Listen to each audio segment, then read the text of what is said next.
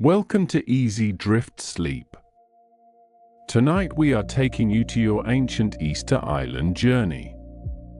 If these stories help you sleep, tap subscribe so you never miss your next escape.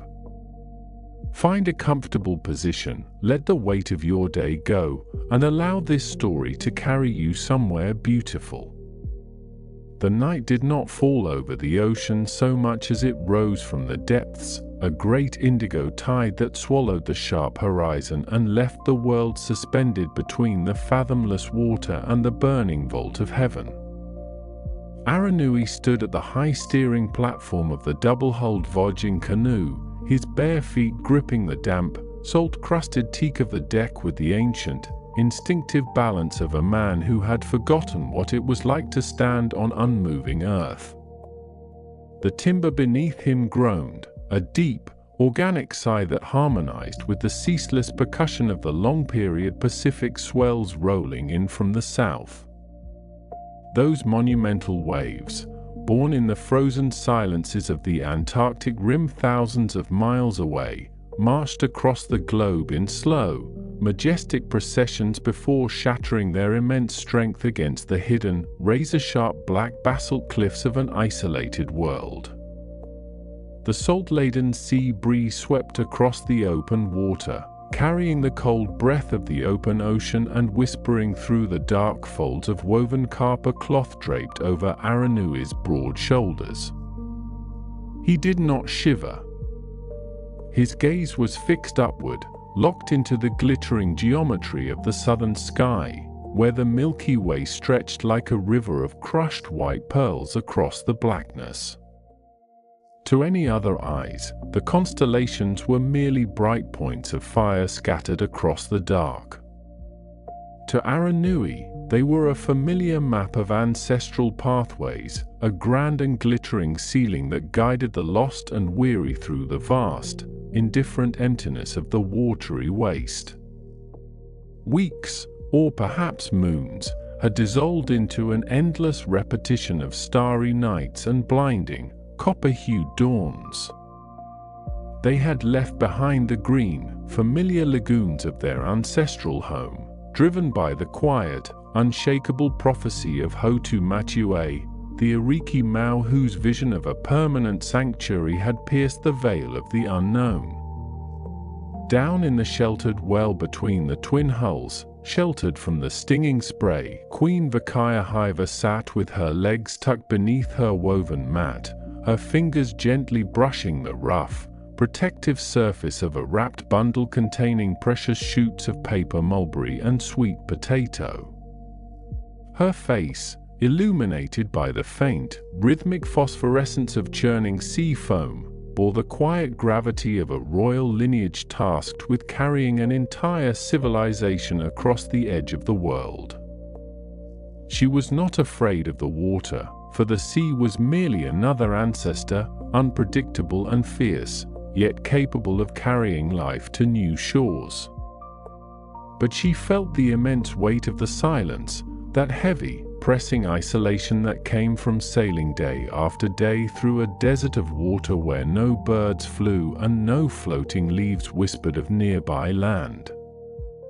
Beside her, half slumbering against a roll of cordage, Hotu Matue himself shifted his weight. Even in repose, the legendary chieftain's body maintained the coiled tension of a man forged from endurance and salt. His skin was deeply weathered by decades of sun and gale, mapped with lines that mirrored the ocean currents he had spent a lifetime studying. He opened his dark eyes, heavy with exhaustion, and looked up through the rigging toward the constellation of the Bird, where Aranui still stood immovable against the rolling canvas of the night. "The swell has changed its rhythm, Aranui," Hotu Matue murmured, his voice low and gravelly, carrying easily over the steady wash of the water against the hulls.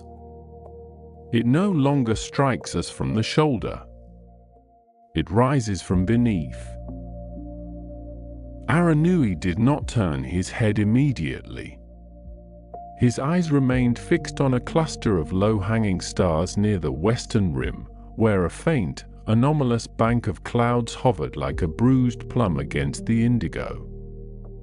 "The ocean is speaking of shallow roots," Aranui replied softly, his voice a steady counterpoint to the creaking timber. "For 30 days, the waves have run straight and true from the sunrise. Tonight, they rebound. They encounter something unseen beneath the surface, a great pillar of stone rising from the abyss, forcing the ancient currents to turn and answer." Vakaya Hiva leaned forward, resting her palms flat against the warm, vibrating wood of the deck. She closed her eyes for a brief moment, tuning her senses not to the sky, but to the deeper vibrations traveling through the hull, the subtle, subterranean pulse of the earth echoing upward through thousands of feet of dark, cold water. "We are very far from anywhere the living have walked," she whispered, her voice carrying a profound, melodic resonance. "If the world ends here, we carry our ancestors into the quiet dark with us." "The world does not end," Hotu Matue said, rising slowly to his full, imposing height and balancing effortlessly as the canoe dipped into a deep, velvety trough between two swells. "It merely waits for us to arrive." The narrative of their great departure from the ancestral homelands was etched into the collective memory of every man and woman aboard the twin vessels, a tale of courage born from necessity. There had been wars that threatened to tear their fertile valleys apart, shifting alliances that crumbled like dry earth, and the quiet, creeping realization that their world was growing too small for the ambition and survival of their children. Hotu Matue had looked toward the uncharted eastern horizon, listening to the whispered lore of dreamers who swore that somewhere, out past the empty rim of the world, lay an island shaped like a bird, cradled by the most immense ocean on the planet. They had built the double-hulled canoes with their own hands, adzing heavy logs of tamanu and mahogany with stone blades, stitching the hull planks together with braided coconut fiber, and sealing the seams with sticky breadfruit sap. They had loaded the canoes with everything required to plant a new world, cuttings of banana, taro, sugarcane, and paper mulberry, sacred basalt adzes brought from ancient Moai, and the flickering, eternal embers of hearth fires kept alive in hollowed-out stones wrapped in damp moss. And now, after weeks of surviving on meager rations of dried fish and brackish water saved in goods, they stood at the precipice of their great trial. Aranui suddenly raised a hand, pointing a lean, dark finger toward the eastern horizon, where the stars seemed slightly dimmed, swallowed by a massive, impenetrable shadow that rose up against the glittering expanse of the Milky Way. It was not a cloud. It was a shape, a monolithic presence of absolute darkness that blotted out the lower constellations. Rapa Nui, Aranui breathed, the name slipping from his lips like a prayer long held in reserve. The crew, roused from their exhausted slumber by the electric shift in the navigator's tone, gathered silently along the decks. No one shouted. No cheers broke the sacred quiet of the ocean night. Instead, a collective intake of breath swept across the canoes as every eye strained to pierce the gloom. There, looming against the faint, pearlescent glow of the approaching dawn, stood the sheer, jagged silhouette of volcanic cliffs. High above, the volcanic cones of Reino Kau and Teravaka rose like ancient sentinels against the fading stars, silent and immovable, marking the center of the world. As the twin canoes drifted closer, drawn by the irresistible suction of the coastal shelf, the sound of the ocean changed entirely. The deep, rolling thrum of the open ocean swells transformed into a continuous, thunderous roar as the water struck the vertical basalt walls of the southern coast, sending towering columns of white spray exploding 30 feet into the cool night air. The air grew thick with a fine, stinging mist of sea salt and the rich, earthy scent of damp volcanic soil, wild grasses, and ancient toro maro trees clinging tenaciously to the windswept slopes. Hotu Matue stepped to the very prow of the leading canoe, his muscular torso gleaming with a fine film of ocean spray. He raised his arms, not in triumph, but in deep, reverent acknowledgement.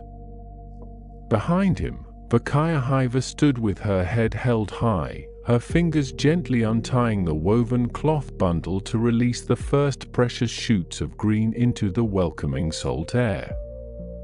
They had found the navel of the world. But as the first pale light of morning crept across the undulating, grass-covered hills and revealed the vast, empty majesty of the volcanic craters, they understood that the land offered no easy comfort.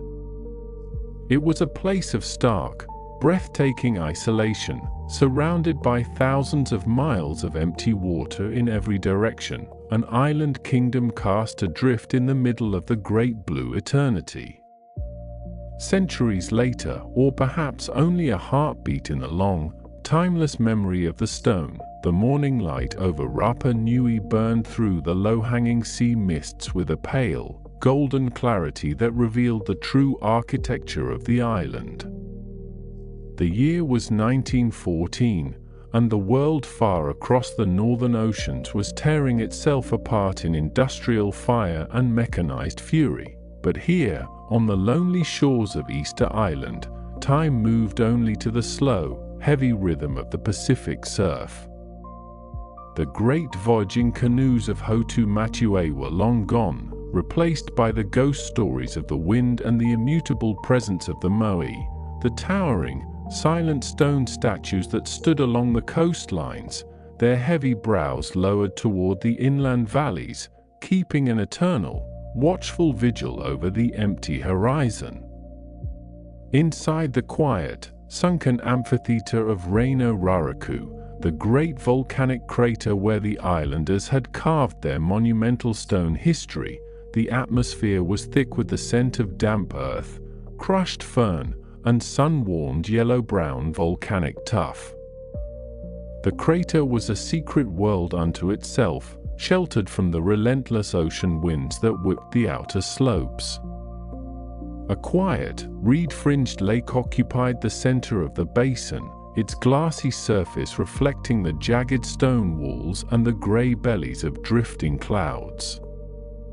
Here, the air was punctuated by a sound that had echoed across the stone for generations, the sharp, rhythmic, metallic ring of basalt chisels striking volcanic rock. Though the ancient sculptors had laid down their tools generations ago, leaving hundreds of unfinished moai still locked within the leaving rock of the quarry walls like giant sleepers waiting to be born, the ghost of their labor still lingered in the air. Every surface of the crater was carved with shapes, colossal bodies emerging from the cliff face, long noses, deep-set eye sockets meant to receive coral and red scoria, and heavy, folded hands resting against flat bellies. A lone figure moved quietly along the steep, grassy paths of the quarry, Catherine Routledge, the English archaeologist who had journeyed across the world just months before the global war erupted, seeking to unlock the mystery of who had raised these impossible stone giants. She wore a heavy tweed skirt damp with morning dew and a wide-brimmed hat, her hand smudged with yellow stone dust. She stopped beside an unfinished moai that lay half-detached from the bedrock, its massive stone chin resting against the earth as if it had simply grown tired during the long process of creation and decided to rest for a millennium. She ran her fingers along the smooth, sculpted curve of the statue's ear. The stone was cool, almost tender to the touch, retaining the deep, shadowy chill of the volcanic core. "What were you waiting for?" She whispered to the empty air, her voice swallowed instantly by the vast, acoustic dome of the crater. The Moai did not answer, of course. They never answered. They simply stood, or lay, in their quiet dignity, embodying the ultimate paradox of human existence, the desperate, beautiful urge to create something permanent in a world defined by transience and decay.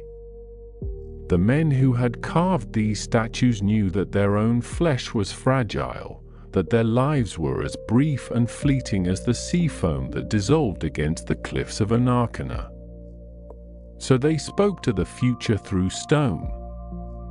They forced the mountain itself to remember them, carving their lineage, their power, and their unyielding spirit into blocks of volcanic ash that could withstand the salt, the wind, and the relentless march of the centuries.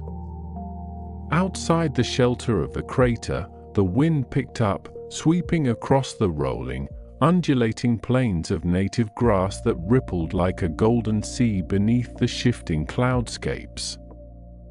The sound of the surf was ever present, a deep, rhythmic bass note that vibrated through the very soles of one's feet, a heartbeat that never quickened and never slowed, linking the ancient voyagers who had arrived under the Polynesian stars with the solitary explorers who now walked among their monuments.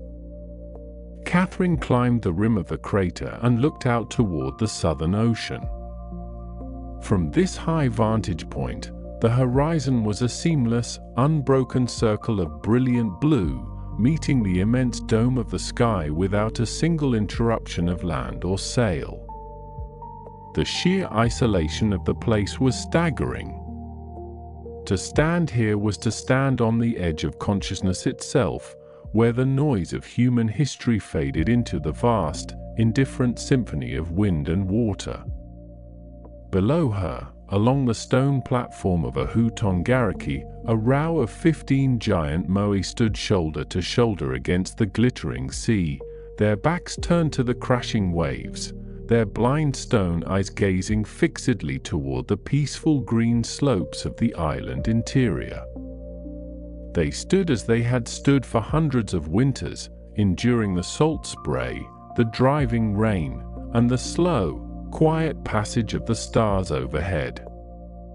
The sun began its slow, golden descent toward the western sea, casting long, dramatic shadows across the undulating hills and turning the volcanic cliffs of Reino Kau into jagged ramparts of purple and dark obsidian.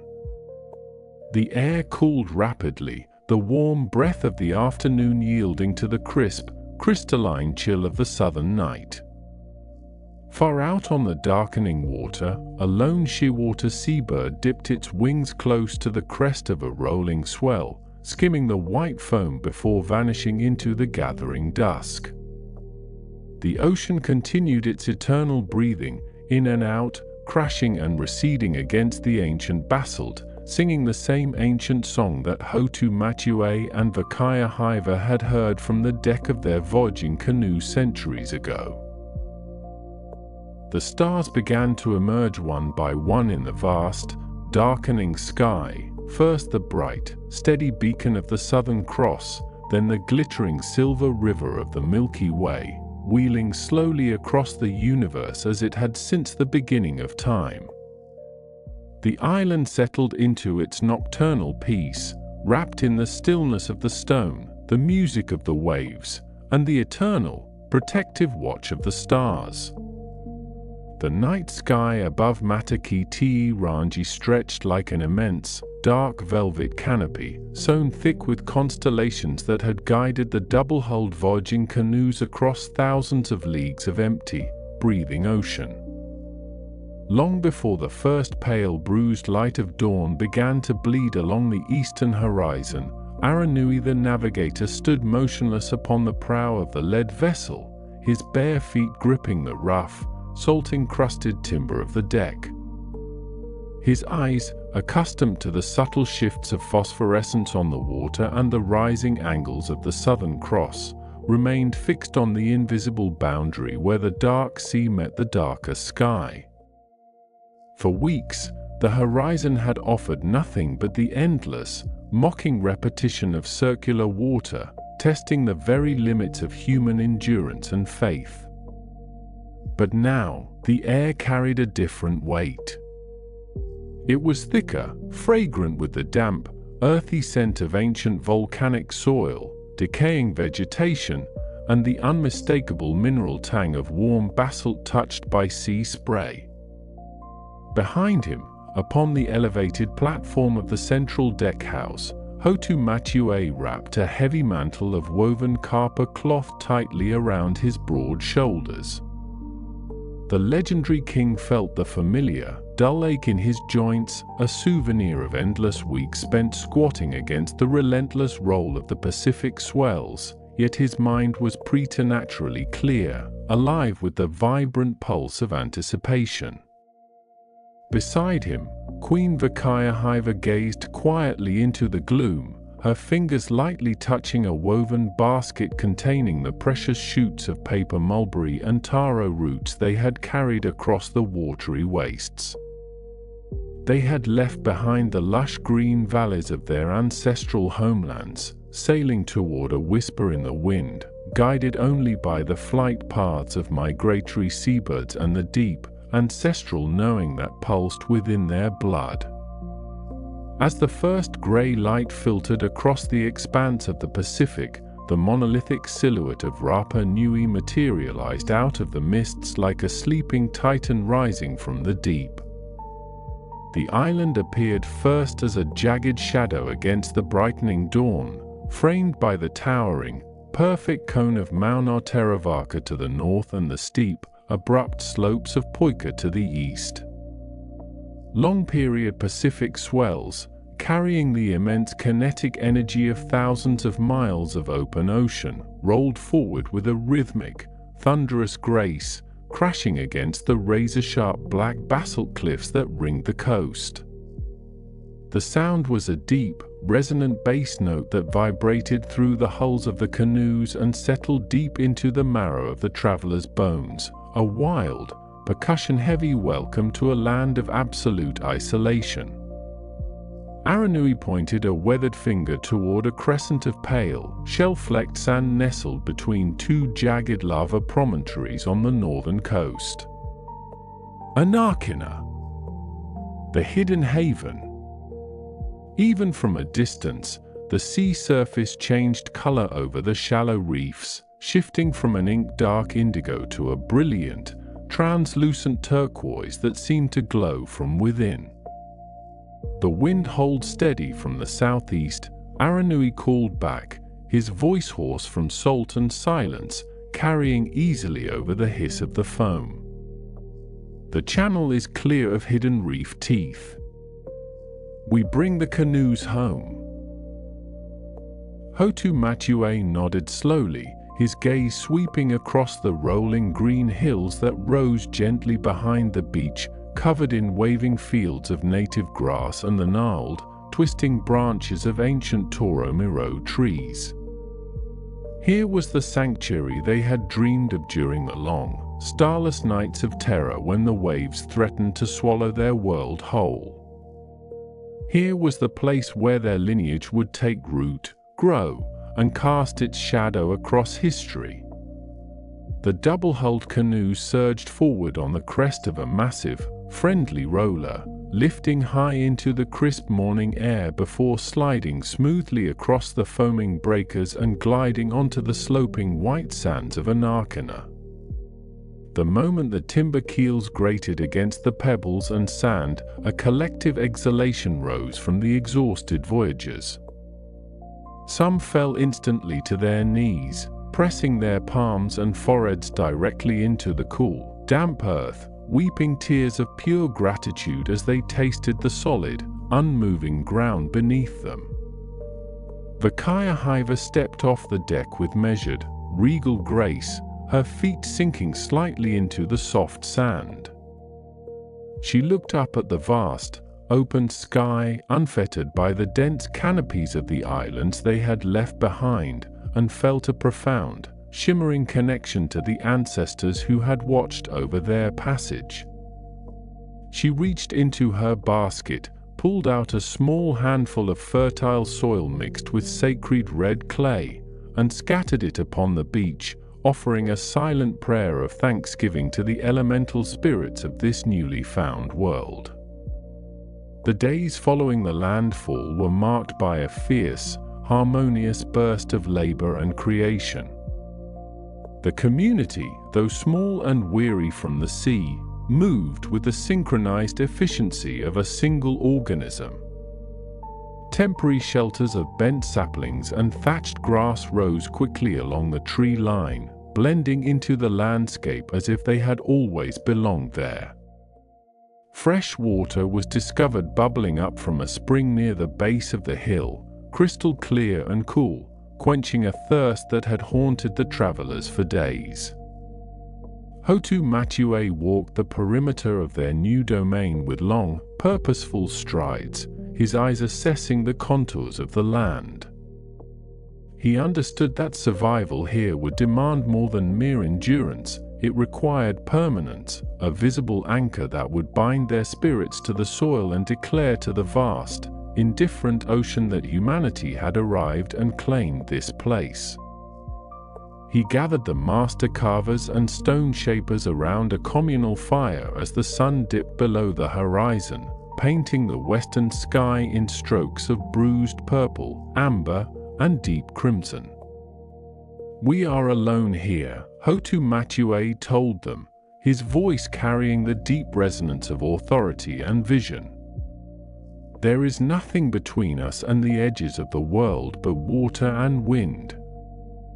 If our names are to survive the passing of the seasons, if our children's children are to know from whence they came, we must carve our stories into something harder than wood, something that outlasts the flesh." The carvers, men whose hands were calloused into thick, protective armor and whose eyes held the quiet focus of artists, listened in profound silence. They understood the mandate.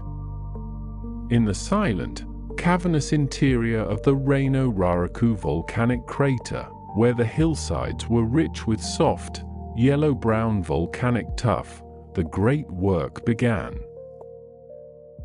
Within the crater's amphitheater, the atmosphere was entirely different from the wind-whipped shores of Anarkina. Here, nestled within the protective embrace of steep rock walls, absolute stillness reigned, broken only by the rhythmic, metallic ring of basalt chisels striking stone. Tick, tick, thud. The sound echoed softly against the ancient walls day after day, week after week, as form began to emerge from the formless rock. The sculptors worked with patient, reverent intensity, chipping away the excess matrix to reveal the heavy, brooding brows, the long aristocratic noses, and the compressed, enigmatic lips of the Moai.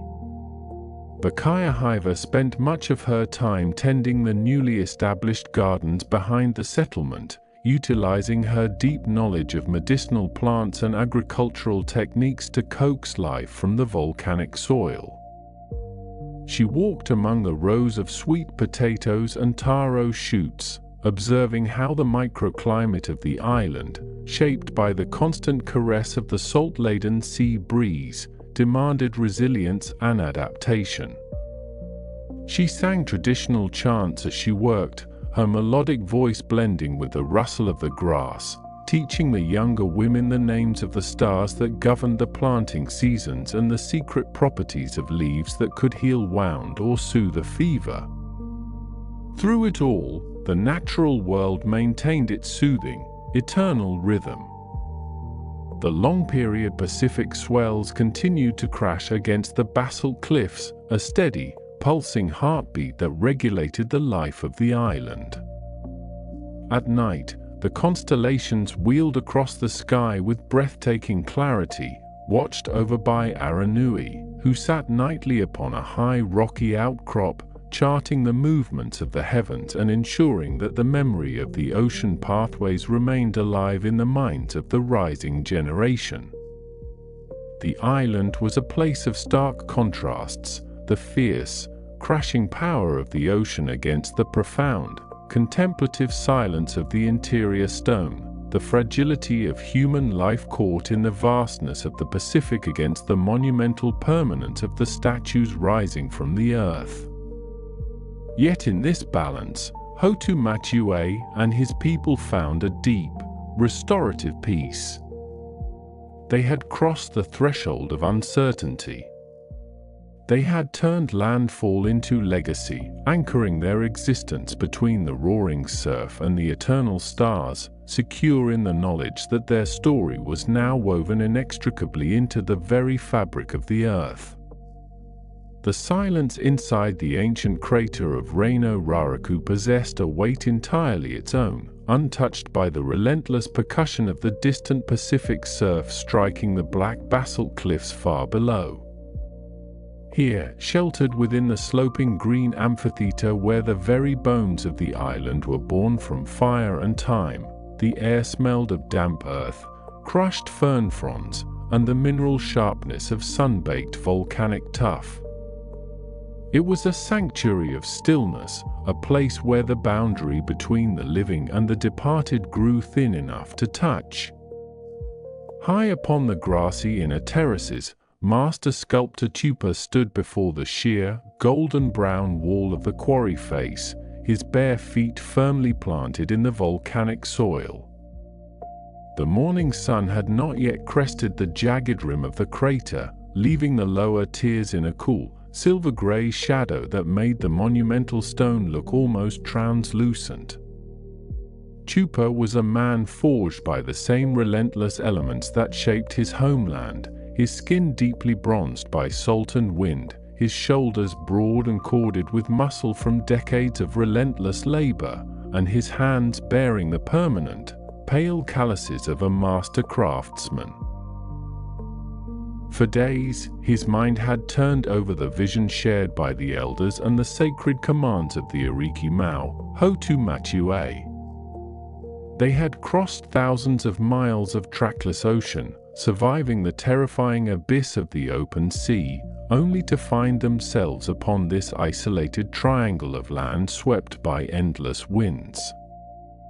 They were a handful of people cast upon the vast, indifferent breast of the world, vulnerable to famine, feuds, and the quiet erosion of time. To anchor their lineage against the encroaching tide of oblivion, they needed something greater than flesh and bone. They needed stone that remembered. Tupa closed his eyes for a moment, listening to the world around him. From the crater's rim came the faint, musical rustle of native Toromiro branches swaying in the salt-laden breeze, and from miles away, the deep, rhythmic thrum of the ocean rollers pounding against the Anakana shore. That ocean sound was the heartbeat of their journey, a constant, thundering reminder of the watery grave they had narrowly escaped, and the immense distance that separated them from everything they had ever known. Isolation was the condition of their existence, but within that solitude, Tupa found a fierce, quiet clarity. He picked up his primary tool, a heavy, hand-sized adze of dense, dark basalt known as a toki, polished smooth by thousands of hours of friction yet retaining an edge sharp enough to cleave wood. He stepped closer to the cliff face, where the yellow-brown tuff awaited his hand like a sleeping giant waiting to be summoned into the light. Across the basin, standing upon a rocky outcrop that overlooked the unfolding work, Hotu Matua watched with eyes that had seen the curvature of the horizon shift across weeks of empty water. The legendary chieftain wore a cloak of woven bark cloth and feathers that ruffled softly in the updraft. His face bore the deep, weathered lines of a navigator who had spent countless nights reading the subtle shifts of phosphorescence in the water and the high, icy constellations of the southern sky.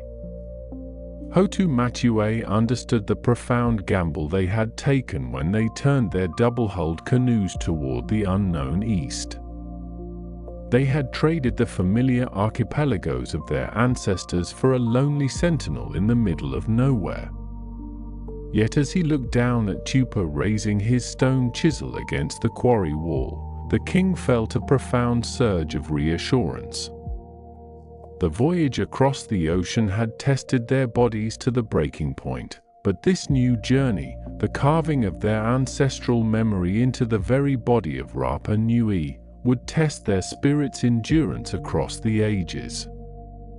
With a sharp, indrawn breath, Tupa struck the first blow. Clack! The sound was clean, bright, and metallic against the dense stone, echoing sharply off the sloping walls of the crater before fading into the damp air. A small plume of golden dust puffed outward, catching the early morning light like a cloud of amber gnats. Clack! Clack! The rhythm began slowly, deliberate and measured, like the heartbeat of a sleeping creature waking to a new dawn. Tupa did not rush.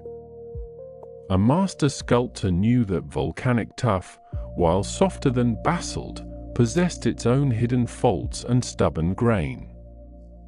To force the stone was to shatter the ancestral form trapped within it.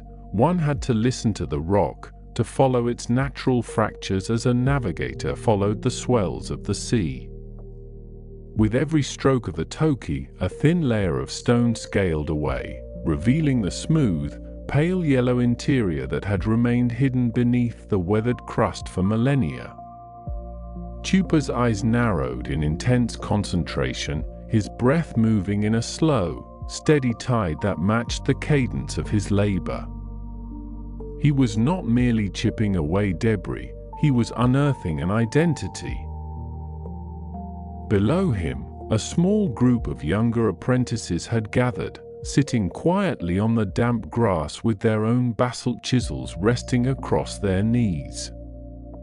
Among them was his youngest nephew, a boy of 14 named Mahina, whose eyes shone with a mixture of awe and nervous anticipation.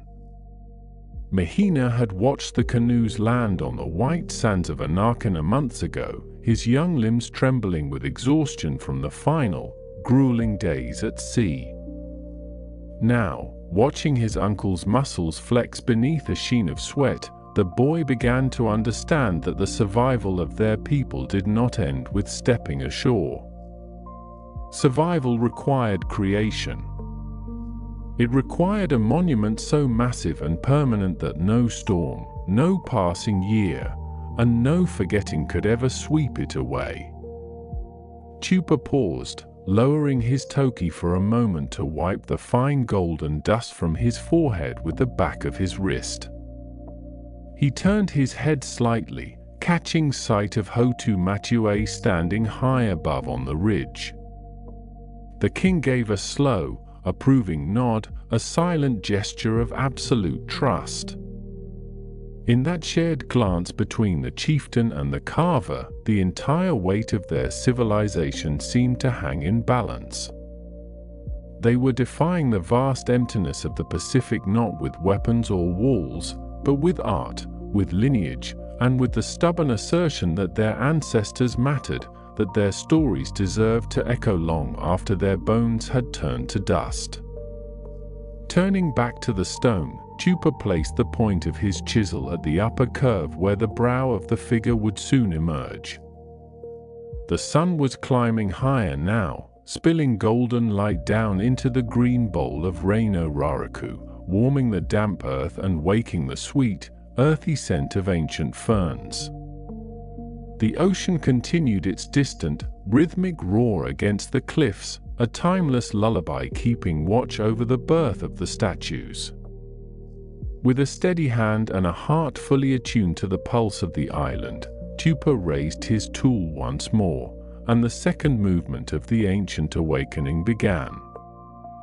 The golden light of the mid-morning sun spilled deep into the volcanic amphitheater of Reino Raraku, illuminating the pale, yellow-brown walls of the quarry where the great giant slumbered half attached to the living rock. Dust motes drifted lazily through the warm air, catching the amber glow like scattered stars suspended in the quiet cradle of the crater.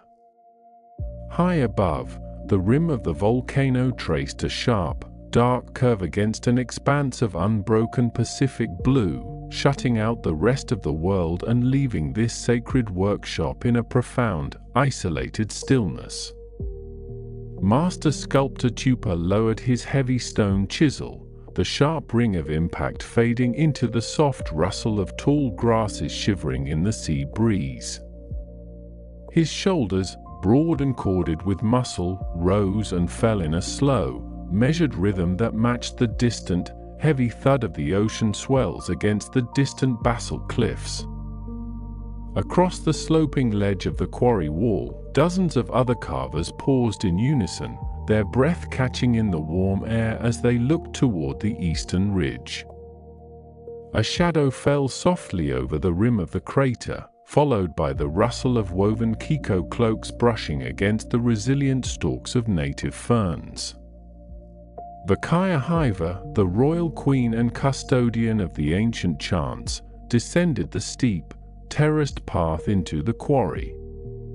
Her steps were deliberate and measured, her dark eyes reflecting the solemn weight of generations past and yet to come. Around her neck, a heavy pendant of polished green bone caught the sunlight, gleaming like a solitary drop of ocean spray.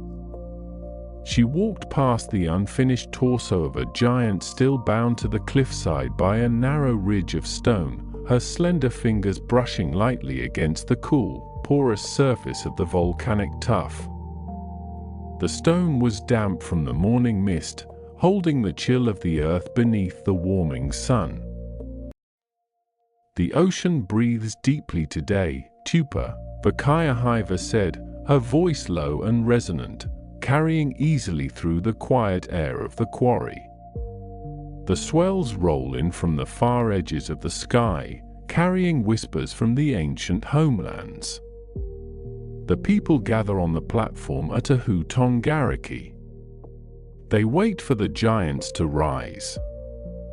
Tupa wiped a fine layer of golden-brown stone dust from his forehead with the back of a calloused wrist, his gaze shifting from the queen to the colossal face emerging from the rock face before him. The brow was heavy and severe, sculpted to gaze outward toward the horizon, defying the vast emptiness of the surrounding sea. "The stone is stubborn today," Tupa replied, his voice deep and gravelly from years of breathing the dust of the quarry. "Every block of tuff holds the memory of ancient fires, resisting the hand of man. But the ancestors demand form. They require an anchor against the endless horizon, lest the people drift away in spirit as the birds drift across the open water." Vakaya nodded slowly, her gaze fixed upon the towering contour of the incomplete Moai. She understood the profound vulnerability of their home, this tiny green triangle of land thrust up from the abyssal plains of the Southern Ocean, completely cut off from every other shore on Earth.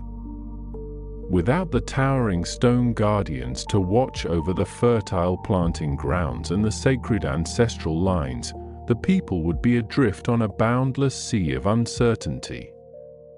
The Moai were not merely monuments of rock, they were the physical embodiment of memory, standing firm where human lives were fleeting and fragile. The work must be finished before the shifting of the winds, Vakaya murmured, stepping closer to the massive statue. "The constellations are turning above us, signaling the approach of the colder moon. When the giants are finally upright upon their platforms, facing inland with eyes of white coral and red scoria, the living and the dead shall look upon one another in an unbroken circle of grace." With a nod of quiet reverence, the queen raised her voice in a low, resonant chant, her tones weaving through the cavernous space of the crater like the rising tide.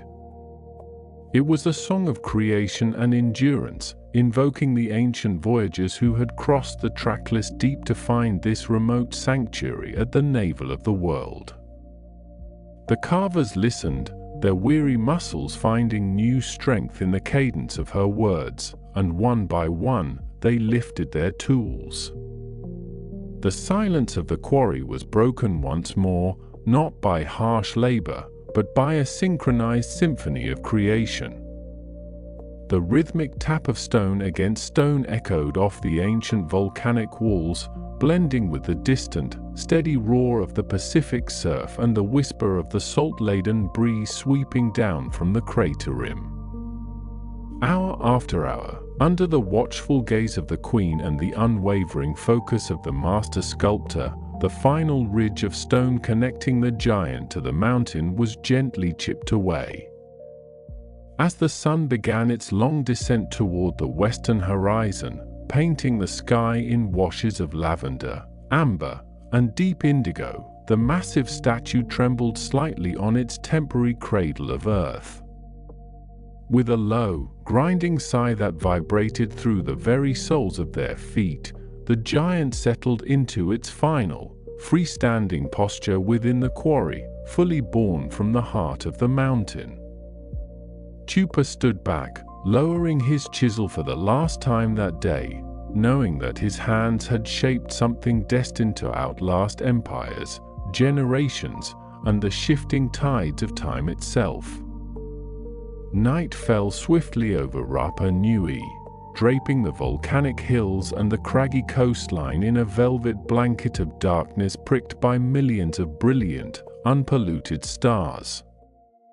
The Milky Way stretched in a luminous, shimmering river from horizon to horizon, casting a pale, ghostly light upon the newly freed giant standing silently in the shadows of Reino Raraku.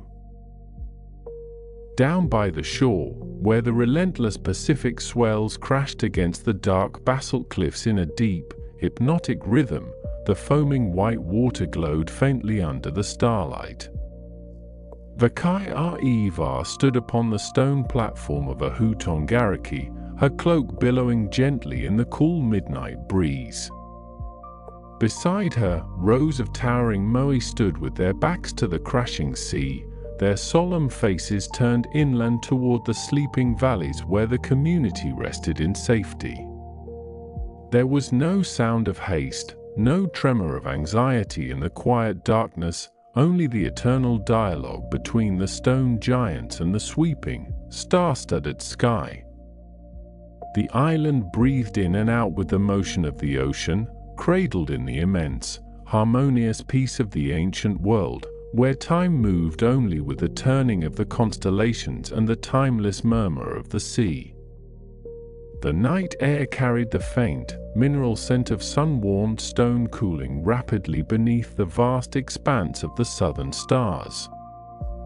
Far below the high ridge of Reino Kau, the long-period Pacific swells rolled in from the horizon, lifting their heavy white crests before breaking against the razor-sharp black basalt cliffs with a steady, hypnotic percussion.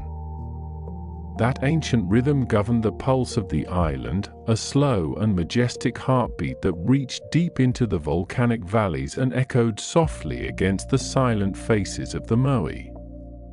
Catherine Routledge stood near the edge of the crater rim, her heavy tweed skirt catching the cool, salt-laden sea breeze that swept across the undulating fields of native grass. Her fingers, calloused from months of handling measuring tapes, notebooks, and dry, stubborn earth, adjusted the leather strap of her field bag. Beside her, Juan Tepano moved with the effortless grace of a man who belonged entirely to the wind and the stone. He did not look at the foreign instruments or the complicated maps pinned inside Catherine's canvas tent. Instead, his dark eyes were fixed on the luminous band of the Milky Way, known to his ancestors as Te Tata o Te Rangi, the doorway of the heavenly realm.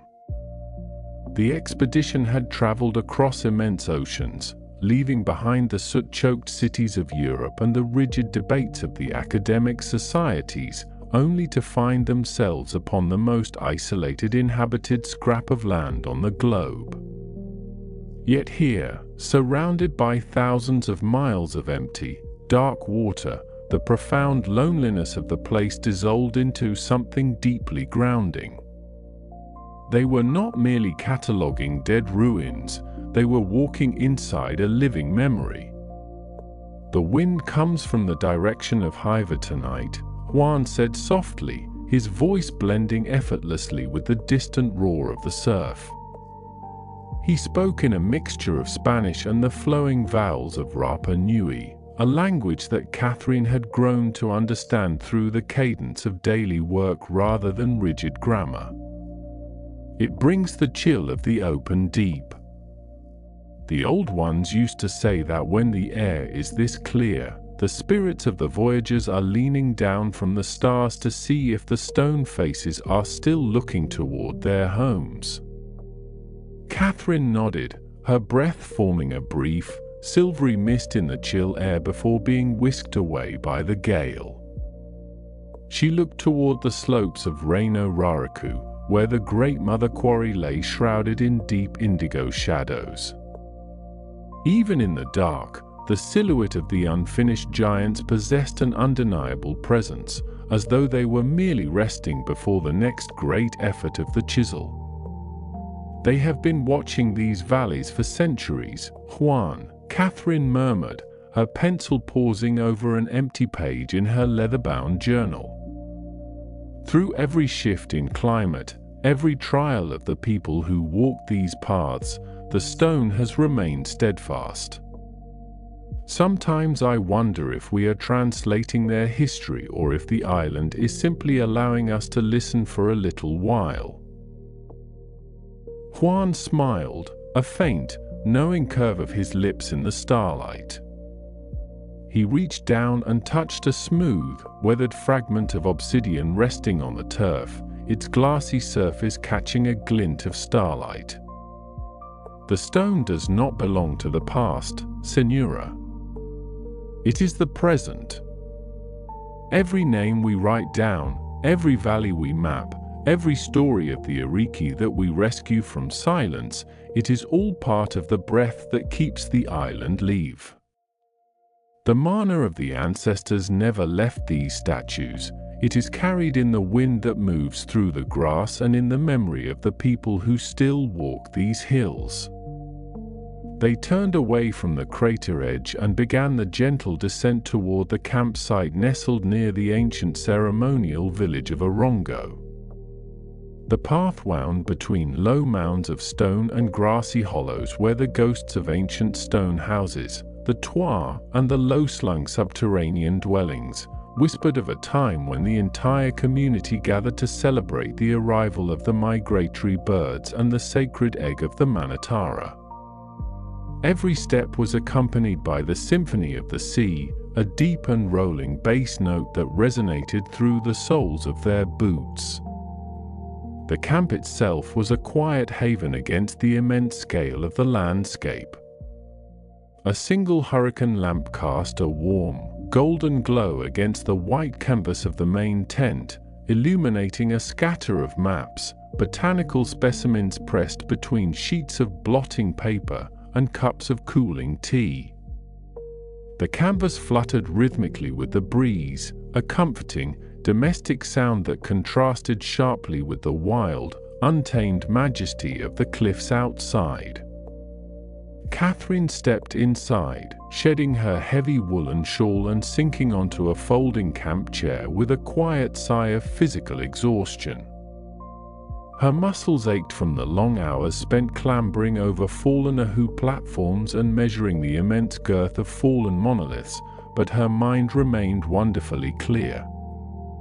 The frantic urgency that had driven her across the globe, the desperate need to prove the academic establishment wrong, to solve the geometric puzzles of the statues before time erased them, had softened into a profound, contemplative stillness.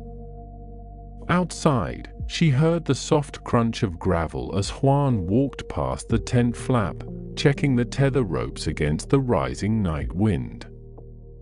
He possessed a rare kind of strength, forged from an intimate understanding of survival and an unyielding dedication to his people's dignity. He had bridged two worlds, the rigid, cataloguing intellect of the European explorers and the rich, oral universe of the Rapa Nui elders, without ever losing his footing in either. Catherine opened her journal to a fresh page, the paper thick and slightly yellowed by the damp sea air. She did not write of measurements or cubic yards of volcanic tuff. Instead, she began to describe the quality of the light as it struck the basalt cliffs at dusk, the way the wild horses gathered in the sheltered hollows of the extinct craters, and the deep, resonant timbre of Juan's voice when he spoke of the ancient navigators who had first pierced the horizon in their double-hulled canoes. Writing by the steady flicker of the paraffin lamp, she felt the boundaries of time begin to blur. The Victorian world of committees, steamships, and society lectures felt as distant and unreal as a faded painting on a nursery wall. Here, surrounded by the eternal crashing of the Pacific and the silent watch of the Moai, reality was measured only by the turning of the constellations and the steady, unhurried rhythm of the earth. Hours slipped by unnoticed. The lamp fuel slowly burned low, the bright golden flame sinking into a quiet, amber glow that cast long, dancing shadows across the canvas walls. Outside, the wind eased slightly, leaving in its wake the rhythmic, long-period thrum of the ocean swells meeting the base of the cliffs, a deep, pulmonary pulse that seemed to synchronize with the beating of one's own heart. Catherine set her pen down upon the wooden table. Her eyelids felt pleasantly heavy, weighed down by the pure, bracing salt air and the deep satisfaction of a day well lived. She stood up, walked to the tent entrance, and pulled back the heavy fabric to look out one last time before resting. The southern sky was a vast, glittering tapestry of unfamiliar constellations, burning with a pristine brilliance unknown in the haze of industrialized continents. The Milky Way stretched like a river of powdered silver from horizon to horizon, directly above the silent, watchful shapes of the stone platforms along the coast. In that vast, quiet space between Earth and stars, everything was exactly where it belonged. The island breathed out a long and gentle sigh of wind through the Toromiro trees, carrying the memory of the ancient voyagers forward into the quiet, welcoming peace of the night. The oil lamp on the camp table flickered, casting long, dancing shadows against the canvas walls of the expedition tent while the cool night air brushed softly against the fabric. Outside, the vast and unrelenting Pacific continued its timeless percussion, a deep and steady thrum of heavy swells breaking against the ancient basalt cliffs of Hangar Roa. Catherine Routledge sat bent over her heavy leather-bound journal, the nib of her pen scratching a quiet, rhythmic counterpoint to the distant ocean. Her fingers were smudged with dried yellow-brown volcanic dust from the quarries of Reino Raraku, and her sturdy Victorian skirt bore the permanent, salt-crusted stains of a woman who spent her days scrambling across ancient stone platforms. Yet, despite the exhaustion that weighed heavily in her shoulders, her mind remained sharply, beautifully awake. Across the modest wooden table sat Juan Tepano, his dark eyes reflecting the amber glow of the flame with a quiet, enduring intelligence. He held a cup of dark, steaming tea between calloused hands, his posture relaxed but entirely present, embodying the deep, unhurried patience of an island that measured time not in hours, but in generations. For months, they had bridged two vastly different worlds. She, a privileged daughter of Victorian England driven by an insatiable hunger to map the enigmas of the earth. He, a son of Rapa Nui whose blood and memory were inextricably woven into every statue, crater, and sacred boundary of this isolated triangle of rock. The ledger for the western platform near Vaihu is nearly complete, Catherine murmured, her voice soft as she looked up from her meticulous sketches of stone hats, known as pukao. Every ahu measured, every fallen giant accounted for in its descent toward the turf. But the numbers alone feel insufficient, Juan. They tell us how heavy the basalt was, how far the red scoria was rolled from Puna Pau, but they do not capture the breath that once animated them. Juan took a slow sip of his tea, his gaze shifting toward the canvas entrance, where the southern stars burned with an intense, diamond-like clarity through the open flap. "The stone is only the bone, Mrs. Routledge," he replied, his English careful and measured, carrying the melodic cadence of his native tongue. "A body needs a spirit to stand upright. When my people carved these ancestors, they did not see mere rock. They saw the lineage of the chiefs who looked out over the gardens and the fishing grounds, keeping watch so the living would never feel entirely alone upon the vastness of the water." Catherine nodded slowly, leaning back against the wooden frame of her camp chair and letting out a long breath that seemed to shed the final vestiges of her academic skepticism. When she had first arrived on these shores aboard the Mana, she had carried the rigid classifications of British archaeology, believing that history could be neatly categorized, labeled, and filed away in London museums. But Rapa Nui had steadily dismantled those preconceptions, replacing cold taxonomy with a profound, humbling intimacy.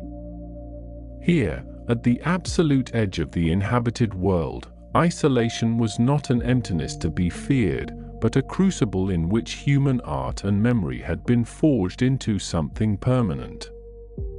"Tell me again about the quarry," Catherine asked quietly, dipping her pen once more, not to record dry measurements, but simply to anchor the moment in ink. "Tell me about how they left them when the great turning came." Juan smiled, a faint, melancholic expression that touched the corners of his eyes.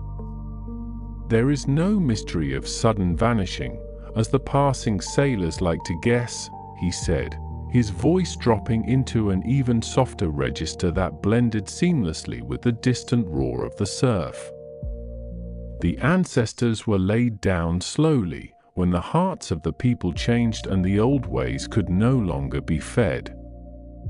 The chisels were put down in the volcanic dust of Reino Raraku, right where you touched them this morning. The giant still rests in the wall, half-born from the mountain, waiting for a breath that never came. But the mountain remembers, and the stone does not forget the hand that shaped it." Silence settled over the tent once more, a comfortable, companionable quiet that spanned continents and centuries. The wind shifted outside, carrying the sharp, clean scent of salt spray and crushed grass over the camp, reminding them of the sheer, lonely grandeur of their surroundings. Thousands of miles of empty ocean stretched out in every direction, a vast aqueous desert that cut this tiny island off from the frantic pulse of industrializing empires. In 1914, the rest of the world was stumbling blindly toward a catastrophic storm in Europe, tearing itself apart with machinery and modern bitterness. But here, beneath the southern constellations, time moved at the pace of the rolling swells, and history was measured by the quiet endurance of stone. Catherine looked down at her sketches. The line she had drawn of the fallen Moai, once proud guardians of the coastal terraces, now resting face down in the cool earth amidst grazing horses and wild ferns, did not look like defeats. Viewed through the lens of Juan's stories, their descent was part of a long, natural cycle, an earthward settling that mirrored the return of the voyagers to the soil of their birth. Art made by human hands was indeed fragile, vulnerable to the shifting tides of politics, famine, and time, yet, in its very ruin, it achieved a monumental dignity that outlived the civilizations that birthed it. "We must finish the map of the inland road tomorrow," Catherine said softly, closing her journal with a gentle thud that seemed to punctuate the evening. "The path where the statues walked. I want to trace every depression in the earth where the rolling logs once strained against the hemp ropes." "The path is still there," Juan answered, standing up and setting his empty cup upon the table with a faint click. He stepped toward the tent flap, pulling back the canvas to reveal the magnificent, glittering expanse of the Milky Way stretching directly overhead. The ancestors knew the road well. We only have to follow where the grass grows sweeter. Catherine rose and joined him at the threshold, stepping out into the cool, caressing embrace of the night. The air was remarkably crisp, carrying the profound purity of an ocean untouched by smoke or soot. Above them, the Southern Cross tilted gracefully toward the western horizon, a celestial compass that had guided the first double-hulled canoes across thousands of leagues of trackless blue to these lonely shores centuries ago. The connection between the navigators who looked up at these exact stars and the stone carvers who raised the Moai against the skyline was palpable, an unbroken thread of human courage stretching across the dark. They walked a short distance from the tents, moving across the springy turf toward the edge of the sloping hill that overlooked the ocean. Down below, invisible in the deep velvet shadows, the ancient Ahu of Tahai stood as a dark silhouette against the white lace of the breaking surf. The rhythmic percussion of the waves provided a steady, hypnotic bass line to the night, rolling in from the Antarctic depths with unhurried majesty, crashing against the black volcanic rocks, and receding in a long, musical hiss of foam and gravel. With every wave that struck the shore, the island seemed to pulse, a living, breathing entity suspended between the immense weight of the sea and the infinite vault of the sky. Catherine wrapped her woolen shawl tighter around her shoulders, feeling the deep, settling fatigue that signaled the approach of true rest. Her expedition had faced torrential rains, biting winds, administrative hurdles, and the quiet skepticism of gentlemen scholars back in Oxford and London who could not fathom why a woman would choose to bury herself in the windswept isolation of the Pacific. Yet standing here now, beside a man whose ancestors had named every rock and headland, she knew she had found the truest purpose of her life. She was not merely recording ruins, she was holding open a door to a memory that the modern world was in danger of forgetting. Juan pointed toward the dark bulk of Reino Raraku rising inland against the stars, its volcanic slopes looming like a sleeping giant against the constellations. "Tomorrow, the sun will rise warm over the quarry," he said quietly, his voice like the rustle of the Toromiro leaves in the breeze. "The horses will be grazing near the crater lake, and the old stone will be waiting for your pencils. And we will be there to listen to what it has to say," Catherine replied, a genuine smile touching her lips in the darkness. They turned back toward the warm glow of the camp, the lantern light guiding them through the quiet, sleeping landscape. The vastness of the Pacific, which had once felt like an insurmountable barrier dividing humanity into isolated fragments, now felt like a bridge, a great, dark highway of water that united all those who dared to look up at the stars and wonder at their place in the universe. Back inside the tent, the world narrowed down to the soothing shelter of canvas and wool. The oil lamp was extinguished, leaving the interior bathed in the soft, blue-silver illumination of the moon filtering through the fabric.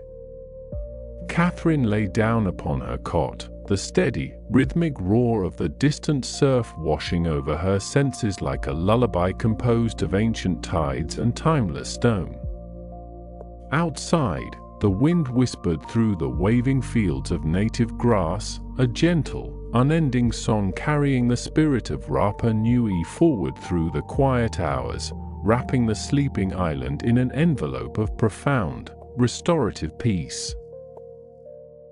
The afternoon sun descended slowly toward the western horizon, casting a long, amber radiance across the grassy expanse of Ahutahai. The great stone platforms, built centuries ago by master builders who looked out upon a boundless horizon, stood in noble silhouette against the shifting colors of the Pacific sky. Molten gold and soft, bruised violet melted together where the ocean met the edge of the world, creating a vast canvas of quiet majesty. The air grew cooler now, losing the heat of the midday sun and replacing it with the crisp, invigorating tang of salt spray and damp earth. Catherine Routledge walked slowly along the uneven turf, the heavy wool of her Victorian skirt brushing against the resilient blades of native grass. She was tired, with a deep, bone-weary fatigue that had long since ceased to feel burdensome, transforming instead into a quiet companion of her days on Rapa Nui. Her hands, calloused and roughened by months of handling measuring tapes, notebooks, and jagged volcanic stone, rested loosely at her sides. Beside her walked Juan Tepano, his stride even and unhurried, perfectly attuned to the rhythm of the land that had sustained his ancestors for generations. They stopped a short distance from the restored Moai of Ahutahai, the solitary giant that gazed inland with wide, white coral eyes restored by the shared labor of the expedition and the islanders. The statue stood silent, impervious to the passage of empires, the shifting of winds, or the fleeting concerns of mortal men. Juan looked up at the towering figure of stone, his dark eyes reflecting the fading colors of the sunset. For months, he had shared the hidden names of the valleys, the sacred genealogies of the clans, and the precise locations of petroglyphs carved into remote sea cliffs. He had watched this curious Englishwoman with her endless notebooks and her unyielding determination, coming to understand that her quest was not merely an academic exercise, but a desperate, beautiful attempt to anchor a disappearing world against the relentless tide of time. "The sun rests upon the water," Juan said softly, his voice blending seamlessly with the low, continuous rumble of the surf breaking against the black basalt rocks below the bluff. "It is the hour when the spirits of the ancestors walk the boundary between the light and the dark." Catherine turned her head, looking at him through the soft twilight. She did not need to ask what he meant. Months of listening to the oral traditions under the canvas of their tent had attuned her senses to a different frequency of thought.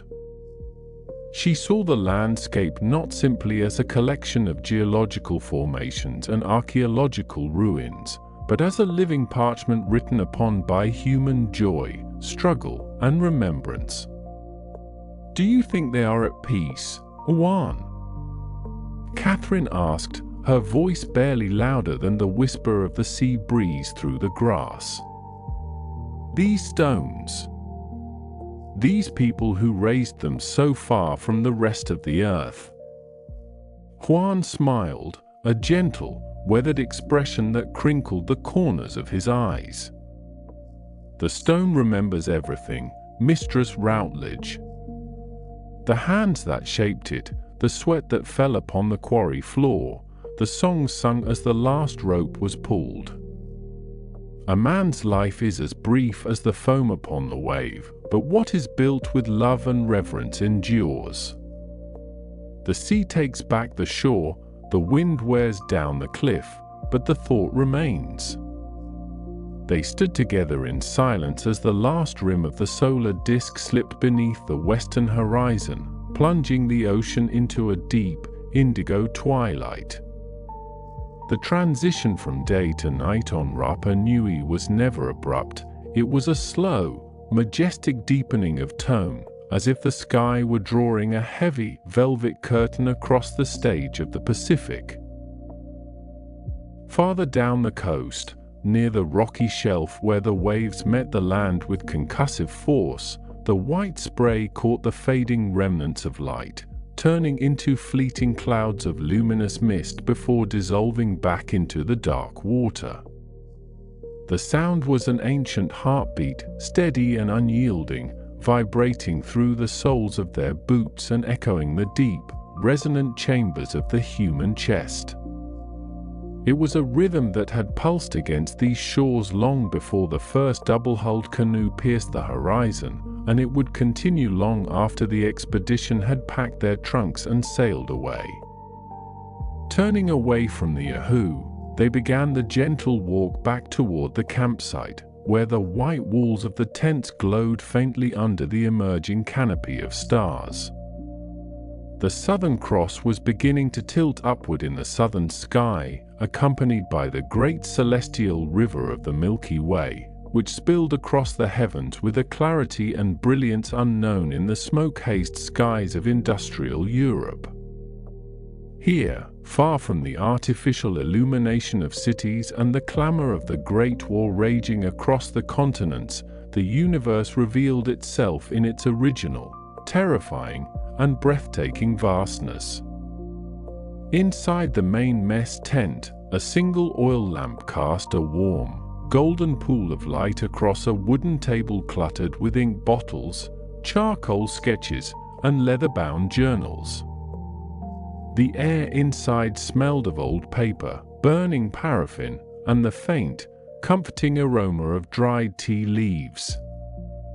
Catherine seated herself at the table, picking up a wooden-handled pen, while Juan paused at the entrance, leaning against the canvas pole and looking out into the starlit night.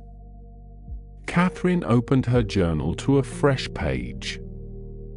The paper was thick and slightly yellowed, ready to receive the observations of the day. But for a long moment, she did not write. She simply listened to the environment outside, the whistling of the wind around the guy ropes, the distant, rhythmic thunder of the Pacific swells, and the occasional soft murmur of expedition members resting in their own quarters. She thought of the long months of isolation, the biting winter winds that had swept across the barren slopes of Reno Cow, the skepticism of distant museum directors who viewed the Pacific as a mere footnote to history, and the profound, humbling generosity of the Rapa Nui people who had welcomed strangers into their homes and shared the deepest secrets of their heritage. She had come to the island seeking statues and dry chronology. She was leaving with an understanding of human resilience that transcended maps and measurements. Juan, Catherine said, her pen hovering just above the paper. When we are gone across the sea, what will you tell the children about the people who leave in the white tents? Juan turned his gaze from the stars, looking into the warm light of the tent. He stepped inside, the shadow of his tall frame stretching across the canvas wall. We will tell them that strangers came from the other side of the sky, Juan answered thoughtfully, his voice rich with quiet dignity. We will tell them that they walked our hills, learned our language, and looked upon our ancestors with respect. We will tell them that the history of Rapa Nui did not stay buried in the dirt, but was carried across the great water so that the world might know we were here, and that we built great things. Catherine nodded slowly, a profound sense of completion settling over her spirit. She lowered the nib of her pen to the paper and began to write, her hand moving smoothly across the page in long, flowing strokes. She described the colors of the sunset at Tahuta High, the cool touch of the evening breeze, the steadfast endurance of the stone giants against the infinite dark of the Pacific night, and the unbreakable bond of shared humanity that bridged the vast gulf between different worlds. Sentence by sentence, paragraph by paragraph, the entries accumulated, forming a permanent record of a fleeting moment in time. She wrote of the wind and the stone, of the stars overhead and the rolling surf below, weaving the disparate threads of their expedition into a coherent, beautiful narrative of discovery and preservation. Outside, the night deepened. The constellations drifted slowly across the vast dome of the heavens, guided by invisible celestial currents. The wind softened, turning into a gentle, caressing sigh that drifted through the waving fields of native grass and rustled the leaves of the stunted Toro Miro trees sheltering in the volcanic hollows. The island of Rapa Nui seemed to breathe out, releasing the heat and tension of the day into the cool, embracing dark. Catherine finished her final sentence, laid the wooden pen aside, and extinguished the oil lamp. Darkness rushed softly into the tent, a comfortable, velvety shadow that smelled of old paper and the sea. She stood up, walked to the flap of the tent, and pushed it open to look out one last time before resting. The landscape was bathed in the brilliant, silver-blue luminescence of the Milky Way. The statues at Tahuta High were barely visible silhouettes against the horizon, massive and serene, guarding the sleep of the land. The ocean roared its ancient, rhythmic lullaby, a never-ending song of water and stone, time and eternity. Catherine stepped back inside, lay down upon her cot, and pulled the heavy woolen blankets over her shoulders. The steady, rhythmic cadence of the distant surf washed over her senses once more, dissolving the boundaries of thought and weariness. The island wrapped its quiet, restorative peace around her, a protective mantle woven from wind, stars, and the enduring memory of the human heart, carrying her gently into a deep, untroubled slumber. Outside the canvas walls of the expedition tent, the vast expanse of the Pacific Ocean continued its timeless, unhurried breathing. Long-period swells, born from distant storms thousands of miles across the trackless water, rolled across the curvature of the earth before striking the jagged, obsidian shores of Rapa Nui with a deep, concussive thud that rattled the very bones of the earth. It was a sound that had no beginning and no end, a steady and hypnotic rhythm that defined the edge of the world. The wind, cool and laden with the crisp, clean scent of salt spray and damp earth, swept across the rolling yellow grasslands of Reno Cow, bending the wild stalks in slow, synchronized waves under a canopy of stars so bright and dense they seemed like silver dust spilled across black velvet. Hours before the first pale streak of dawn began to lighten the eastern horizon, high upon the terrace slopes of the ancient quarry crater of Reno Raraku, the ghost of master sculptor Tupa seemed to linger among the unfinished giants. Centuries had passed since his hands last struck the golden-brown volcanic tuff, yet the mountain still held the palpable resonance of his labor.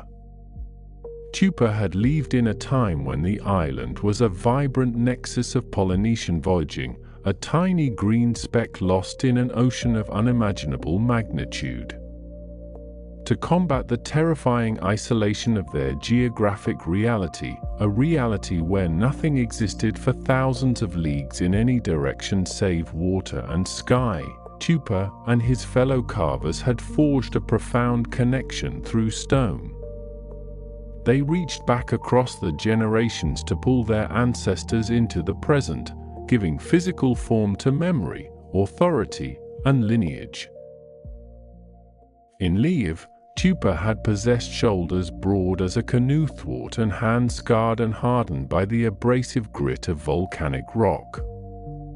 He remembered the fierce, consuming heat of the midday sun beating down into the sheltered amphitheater of the quarry, where the air always smelled of damp stone and crushed fern.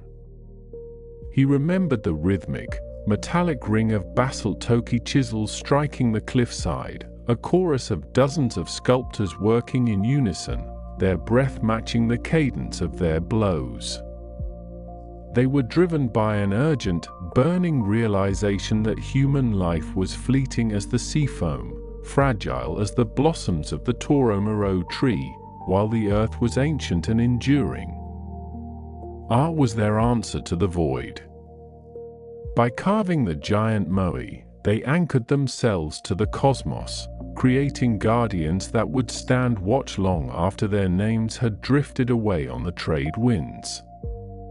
Yet, Reino Raraku also held the poignant poetry of the unfinished.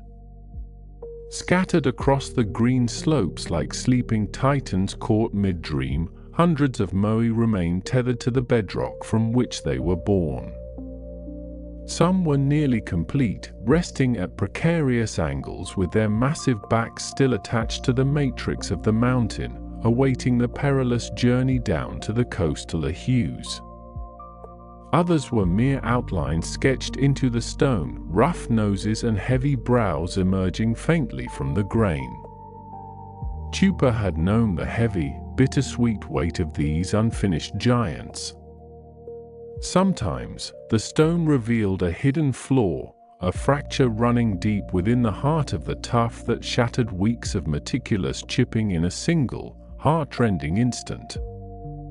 Sometimes, time simply ran out, as shifting climates, dwindling resources, or the quiet turning of eras brought the great carving epoch to a gentle close.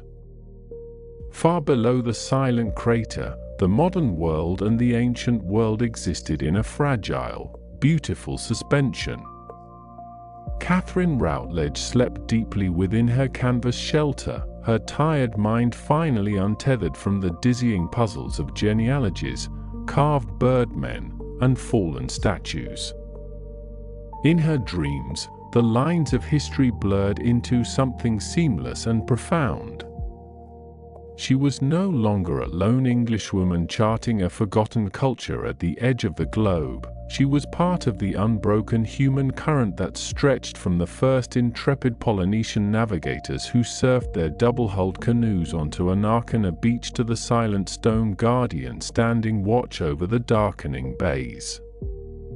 The night slowly yielded to a pearlescent grey. The Southern Cross hung low and bright in the western sky, its celestial pointers guiding invisible voyagers across the immense dark water. A solitary sea bird, a white tern, cut a silent arc through the damp morning air, its wings catching the first tentative rays of amber light that spilled over the eastern horizon. The light crept slowly down the slopes of Reino Raraku, touching the solemn, heavy-lidded stone eyes of the moai, waking them from their nocturnal slumber to gaze once more out toward the horizon where the ocean met the sky in an endless, shimmering blue.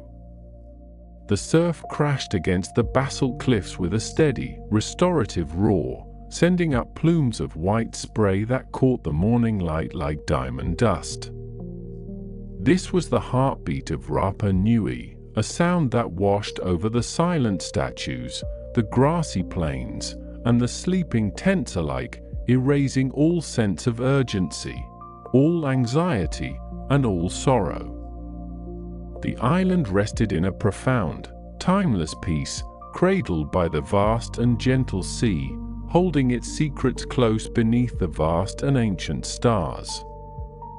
The vast and ancient stars wheeled slowly across the velvet dome of the southern sky, carrying with them the silent passage of centuries, while far below, the long-period swells of the Pacific Ocean maintained their eternal, rhythmic pulse against the shores of Rapa Nui.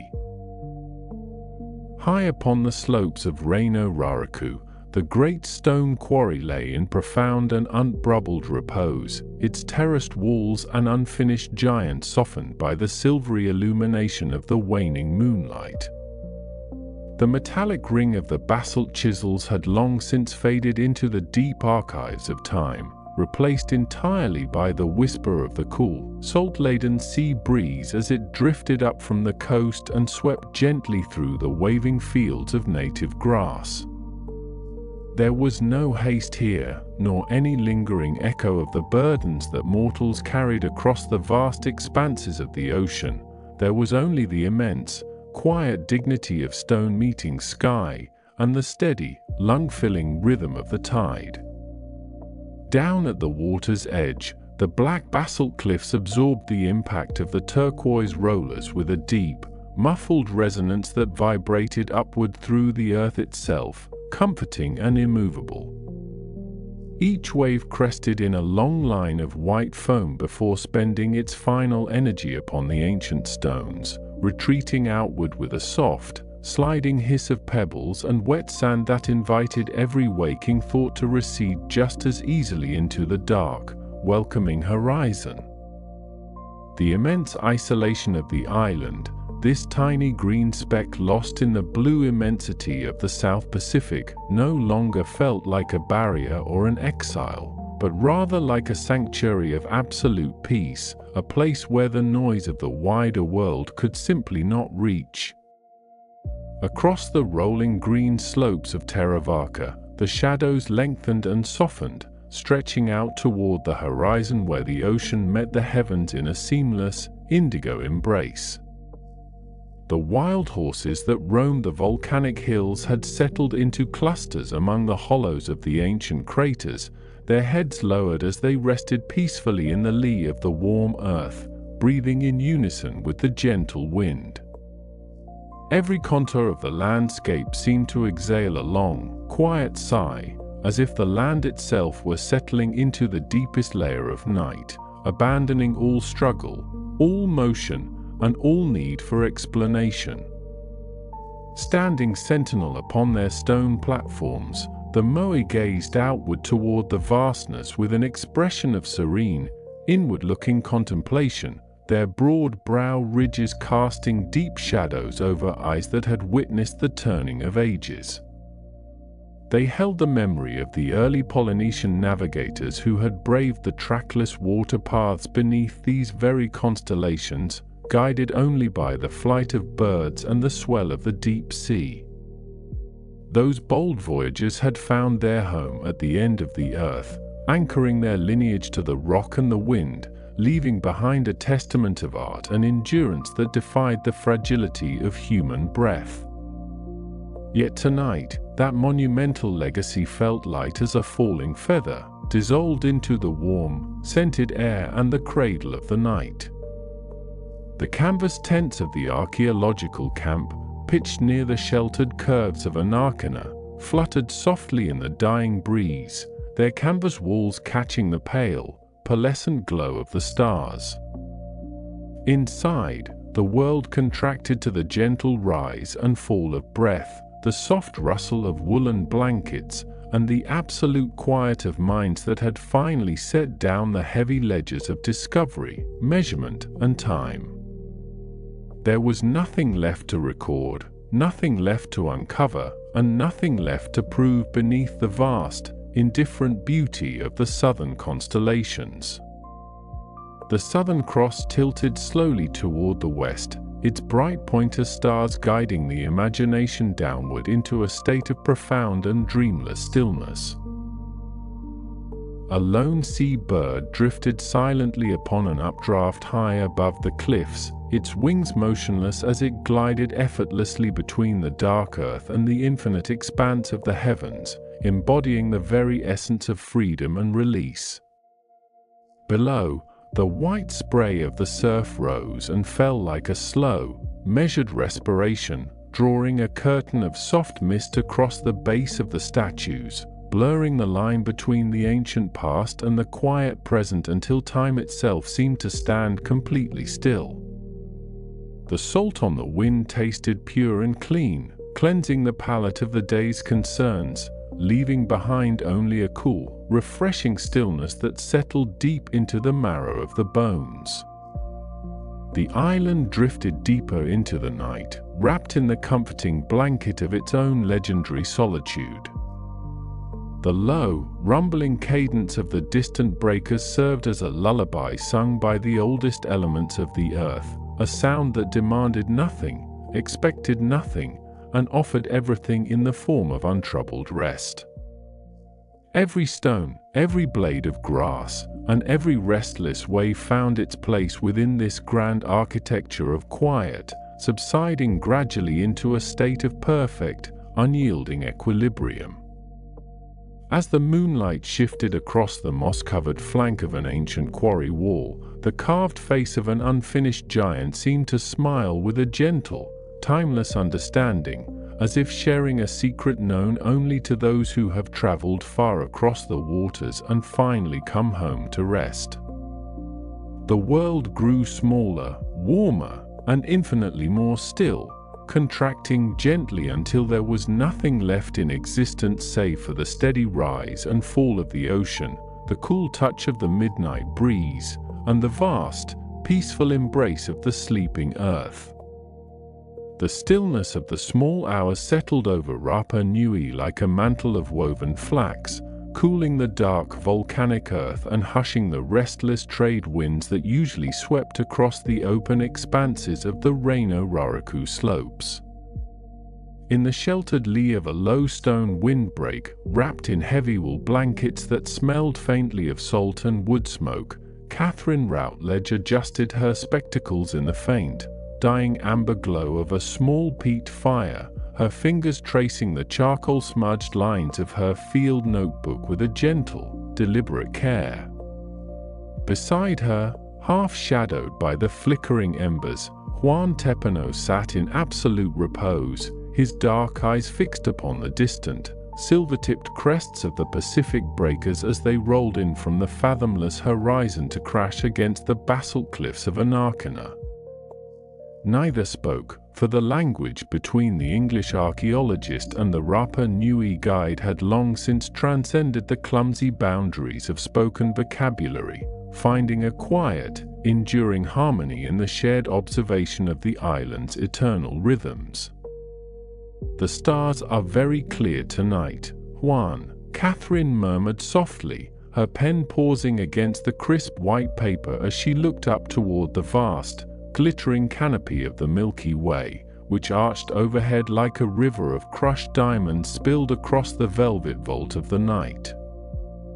Juan nodded slowly, his weathered hand resting palm down upon the cool, moss-damp earth as if feeling the very pulse of the subterranean stone beneath them. "They are the same stars that guided our ancestors across the great and empty waters," he replied, his voice deep and resonant, carrying the cadence of an old chant without its song. "My grandfather told me that the long-necked giants carved into the mountain do not merely gaze out toward the sea out of longing, but because they keep watch over the paths of the navigators, ensuring that no traveler who wanders far from home is ever truly lost in the dark." Catherine looked toward the slopes of the great volcanic crater just behind them, where hundreds of silent, unfinished moai slumbered in the pale moonlight, their solemn brows tilted toward the heavens as they had for countless generations. In the cool quiet of the night, the sheer audacity of the ancient endeavor felt less like a monument to lost power and more like a profound, whispered conversation carried on across the centuries between mortal hands and the unyielding rock.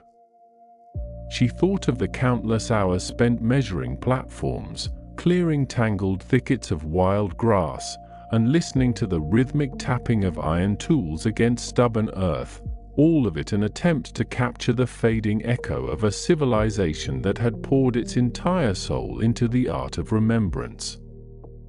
Closing her notebook with a soft, settling thud that seemed to absorb into the surrounding quiet, Catherine leaned back against a supportive cushion of rolled blankets, letting the fatigue of the long day melt away into the cool, medicinal air of the Pacific night. Farther down the sloping plain, where the shadow of the great platform of Tongariki stretched long and dark across the dew-soaked turf, another journey was unfolding across the shifting fabric of time and memory. Master sculptor Tupa walked alone among the fallen giants, his bare feet falling with absolute silence upon the ancient pavement of smooth, water-worn pebbles. The moon was sinking lower now, casting long, dramatic shadows that seemed to breathe and shift with the gentle eddying of the night breeze. He placed a calloused palm against the cold, grey surface of a fallen pukao, the great cylindrical red scoria hat that once crowned the head of a towering statue, and felt the rough, porous grain beneath his skin. He remembered the heat of the quarry, the rhythmic ring of basalt hammerstones striking against reluctant tuff, and the collective songs of the hauling crews whose synchronized voices had once coaxed these multi-ton monoliths across miles of rolling hills on sledges of heavy Toromiro wood. There was no sorrow in the silence that now claimed the statues, Tupa realized with a deep, settling clarity that filled his chest with warmth. There was only the profound rest that comes after labor well done, the quiet satisfaction of form brought forth from formlessness, enduring long after the hands that shaped it had returned to the red soil of the island. A sudden, gentle gust of wind swept up from the shore, carrying with it the crisp, briny scent of open ocean spray and the low, rhythmic thrum of distant surf beating against the coral reefs far below. Aranui the navigator, standing upon the highest point of the Poika Peninsula, closed his eyes and let the wind wash over his face, feeling the invisible currents of air that connected this lonely triangle of volcanic rock to every other shore on the curved surface of the earth. He breathed in deeply, holding the cool night air within his lungs before releasing it in a long, unhurried sigh that mirrored the receding wash of the tide. The universe was vast, stretching outward into infinite expanses of dark space and rolling water, yet here, in the heart of the sleeping Pacific, everything felt intimate, contained, and entirely at peace.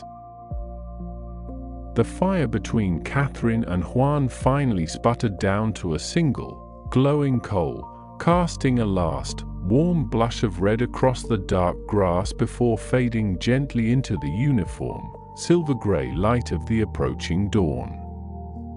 The stars overhead began to pale, dissolving slowly into the vast, luminous wash of pearlescent blue that crept up from the eastern horizon, heralding the birth of a new day upon the most isolated shore on earth. With every breath, the boundary between the ancient past and the quiet present dissolved entirely, leaving behind only the steady, comforting rhythm of the rolling surf, the cool touch of the morning mist, and the timeless, unwavering watch of the stone giant standing silent guard against the infinite sweep of sky and sea. The morning mist, thick and fragrant with the scent of damp earth and crushed fern fronds, clung to the slopes of Reino Raraku like a soft, woolen blanket, blurring the sharp edges of the volcanic crater and softening the silent, stone faces that peered out from the ancient quarry walls. Catherine Routledge, wrapped tightly in a heavy woolen shawl that had grown salt-crusted and stiff from weeks of ocean air, sat quietly upon a low outcrop of grey tuff, her sketchbook resting half-forgotten across her knees. Beside her, Juan Tepano adjusted the brim of his wide hat, his dark eyes scanning the vast, rolling expanse of the island below, where the pale green pastures rolled gently down toward the pale crescent of Anakana Beach and the crashing white foam of the Pacific. Neither of them spoke, for the dawn here demanded a certain reverence, a hushed stillness that hung heavily in the cool morning air, broken only by the distant, rhythmic boom of heavy swells striking the black basalt cliffs of the southern coast. Juan reached down, his calloused fingers brushing against the rich, dark soil that had nurtured generations of his ancestors, and picked up a small, perfectly smooth pebble of obsidian, turning it over slowly in his palm. He thought of the stories his grandfather had told him by the flickering light of winter fires, stories of the great King Hotu Matue who had steered his double-hulled canoe across thousands of leagues of trackless ocean, guided only by the migration paths of the seabirds and the ancient whispers of the southern constellations. Those voyagers had looked upon this very same volcanic slope, had breathed this very same salt-laden air, and had felt that profound, trembling awe at the sheer, staggering isolation of this tiny speck of land adrift in the vast, watery wilderness of the world. "The stone remembers," Juan said softly, his voice a low, gravelly murmur that seemed to blend seamlessly with the rustle of the tall-soared grass trembling in the morning breeze. "Even when the hands that shaped it have turned to dust, and the songs of the builders have faded from the memory of the living, the stone holds fast to the breath of those who carved it." Catherine nodded slowly, her pencil hovering just above the coarse paper of her book as she looked up toward the towering giant looming directly above them, a colossal moai half released from the bedrock, its majestic brow furrowed in eternal concentration, its long, aristocratic nose pointing unwaveringly toward the heart of the island. She had spent months measuring, cataloguing, and photographing these silent sentinels, yet the deeper she delved into their enigmatic past, the more she realized that the true measure of Rapa Nui lay not in the cold dimensions of height and weight, but in the fierce, unyielding spirit of a people who had dared to carve their dreams into the very bones of the earth. Every chisel mark etched into the volcanic tuff was a testament to human endurance, a defiant whisper hurled against the immense, indifferent silence of the ocean. As the sun finally climbed above the ragged rim of Poika, casting long, dramatic shafts of golden light across the terraced hillsides, the mist began to retreat, rolling back in wispy, ethereal tendrils toward the sparkling horizon.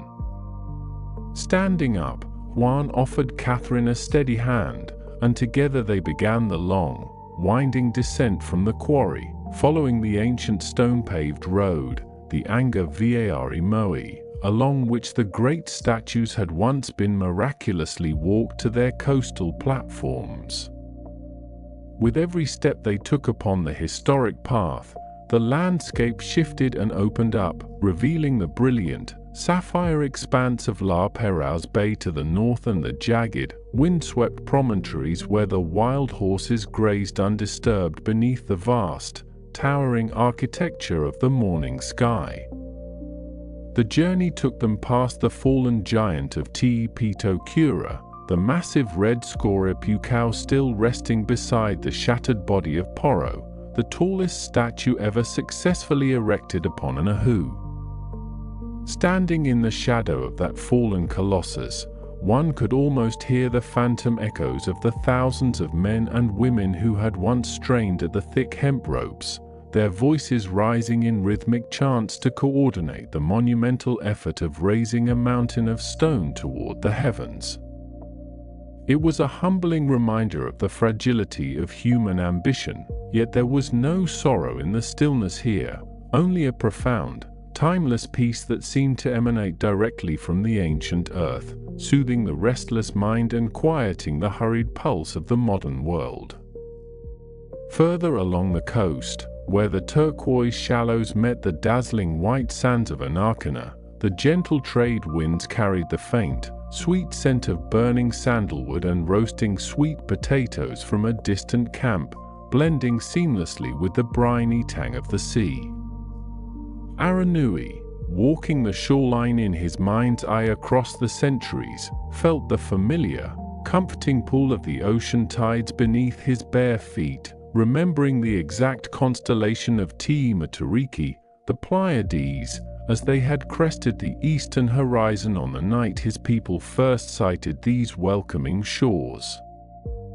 The sea had always been both a barrier and a bridge, separating them from the rest of humanity while simultaneously binding them to the infinite rhythms of the cosmos. With each slow, deliberate breath, the heavy burdens of history and discovery seemed to lift away, dissolving into the warm, sunlit air like morning dew.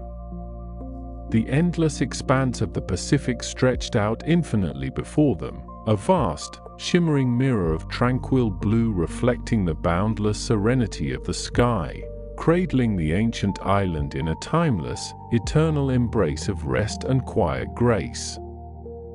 The afternoon sun drifted lower toward the western horizon, casting long, indigo shadows across the sloping green flanks of Reino Raraku, where the sleeping giants of Rapa Nui stood in quiet, perpetual vigil. Catherine Routledge adjusted the wide brim of her canvas hat, wiping a light film of volcanic dust from her brow, though her movements lacked the hurried urgency that had characterized her first frantic weeks on the island. Beside her, Juan Tepano walked with the easy, unhurried stride of a man who measured time not in hours or ticking clock hands, but in the slow rotation of the celestial spheres and the seasonal shifting of the trade winds. He paused near a half-carved moai still bound to the living bedrock of the quarry wall, its broad nose and heavy brow emerging from the tough stone as if the mountain itself were slowly dreaming it into existence. The old ones believed, Tepano began, his voice a low, resonant rumble that blended harmoniously with the distant, rhythmic booming of the surf against the rocky coast, that the stone held a memory of its own long before the first chisel ever struck its surface. When master sculptor Tupa and his apprentices worked these slopes centuries ago, they did not merely shape the rock, they coaxed an ancestor out of the mountain, giving a face to the wind and a voice to the silent earth. Catherine touched the cool, porous surface of the unfinished statue, tracing the rough contours of a stonier that had remained unreleased from the cliffside for 500 years. She thought of her quiet study at Oxford, thousands of miles across the vast, indifferent expanse of the ocean, where history was preserved in leather-bound volumes and neatly catalogued museum trays. Here, history was immense, breathing, and scattered across the landscape in monumental proportions, defying the smallness of human endeavors while simultaneously celebrating the sheer, audacious scale of human imagination. The wind sweeping down from the crater rim carried the sharp, clean scent of crushed fern fronds and distant salt spray, whispering through the tall, golden grass that rippled across the hills like the surface of a sleeping sea.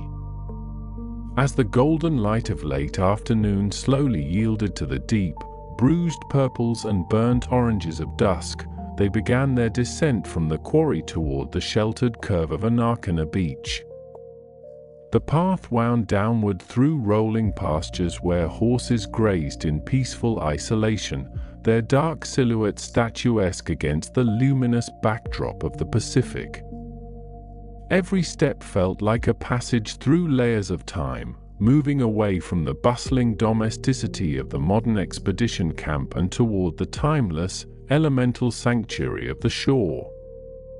Down by the water, where the white foam of the Pacific breakers crested and dissolved upon the pale coral sand, Catherine and Tepano parted ways for the evening, leaving the archaeologist alone with the fading light and the gentle, hypnotic lullaby of the tides. The ocean stretched out endlessly to the west, a vast, dark velvet expanse merging seamlessly with the darkening sky until the horizon vanished entirely. Sitting upon a smooth, sun-warmed boulder, Catherine watched the first brilliant pinpricks of starlight pierce the azure dome above, marveling at how unchanged these constellations must have appeared to Aranui and the ancient voyagers who first guided their double-hulled canoes across thousands of miles of trackless water. High above, Te Matariki, the Pleiades, begun its familiar, majestic climb, accompanied by Te Rehutai and the great wandering rivers of the Milky Way, which spanned the nocturnal heavens like a bridge of luminous mist.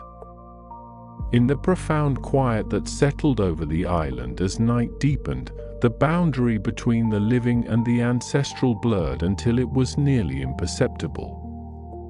Somewhere in the shadows of the restored Ahu now platforms nearby, the great stone statues stood tall against the starlight, their red scoria topknots glowing faintly like dying embers in the dark.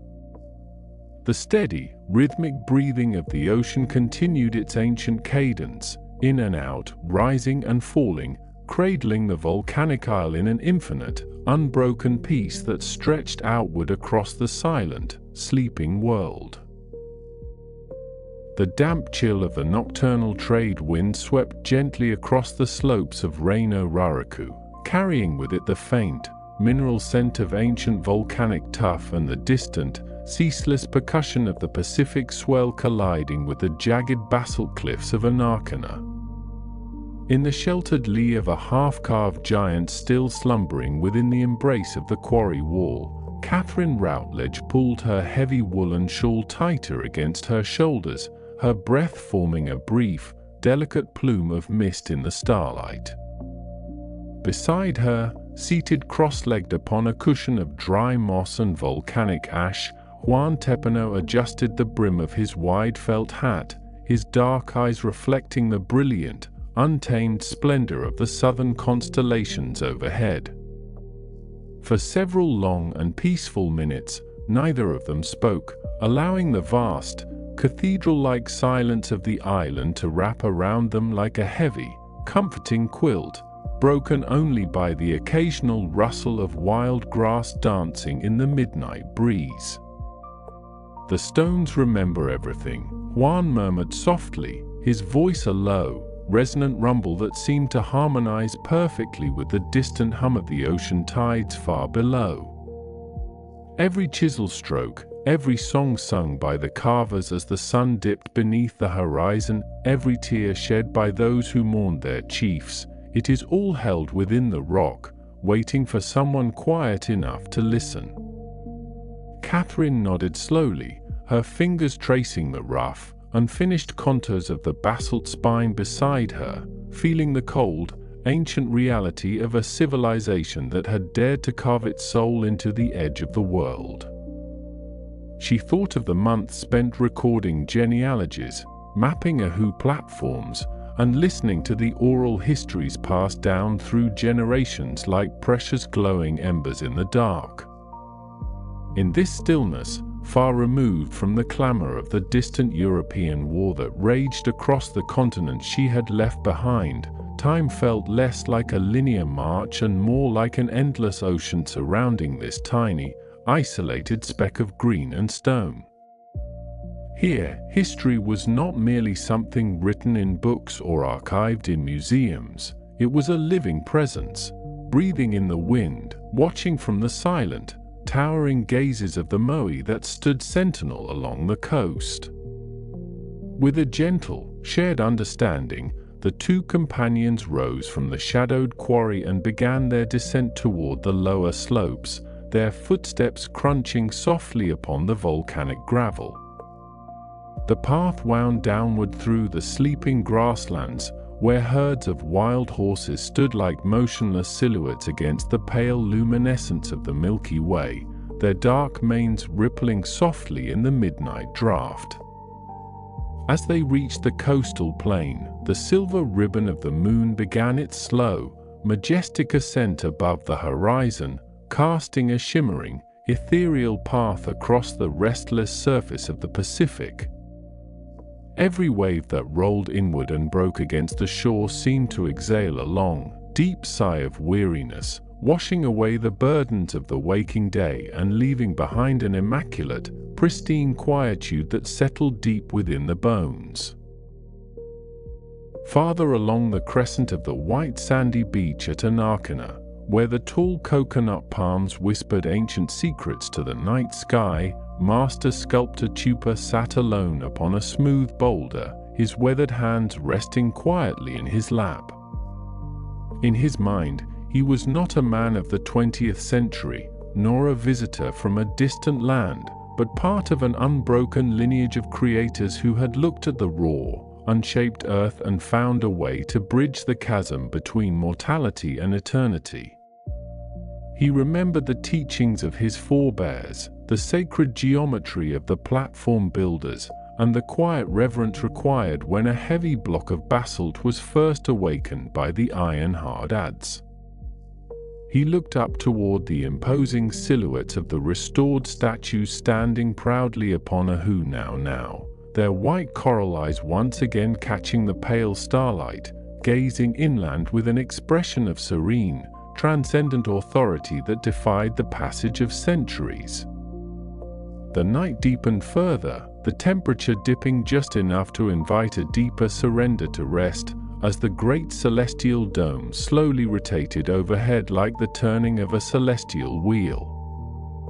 Aranui the navigator, drifting in his own quiet reverie somewhere in the boundless tapestry of ancestral memory, watched the constellations wheel toward the west, knowing that every star was a guiding light, a marker of home for those who dared to navigate the trackless deep. The island of Rapa Nui, cradled in the vast, beating heart of the ocean, felt less like an island and more like a vessel resting upon the dark, smooth waters of time, carrying its sleeping passengers safely through the dark toward the promise of a golden, sunlit dawn. The rhythmic breathing of the surf continued its steady, hypnotic cadence, wash and retreat, rise and fall, dictating the slow, untroubled pulse of the world, ensuring that all was at peace beneath the ancient, watchful eyes of the stone guardians. The night deepened, wrapping the volcanic slopes of Reino Raraku in a mantle of velvet shadow, while a soft, cooling wind whispered through the tall, rustling grasses that clung to the ancient quarry walls. High above the sleeping slopes, where dozens of colossal stone giants still rested half-carved from the living bedrock, Catherine Routledge sat wrapped in a heavy woolen shawl, her oil lantern casting a warm, flickering amber glow against the damp grey tuff.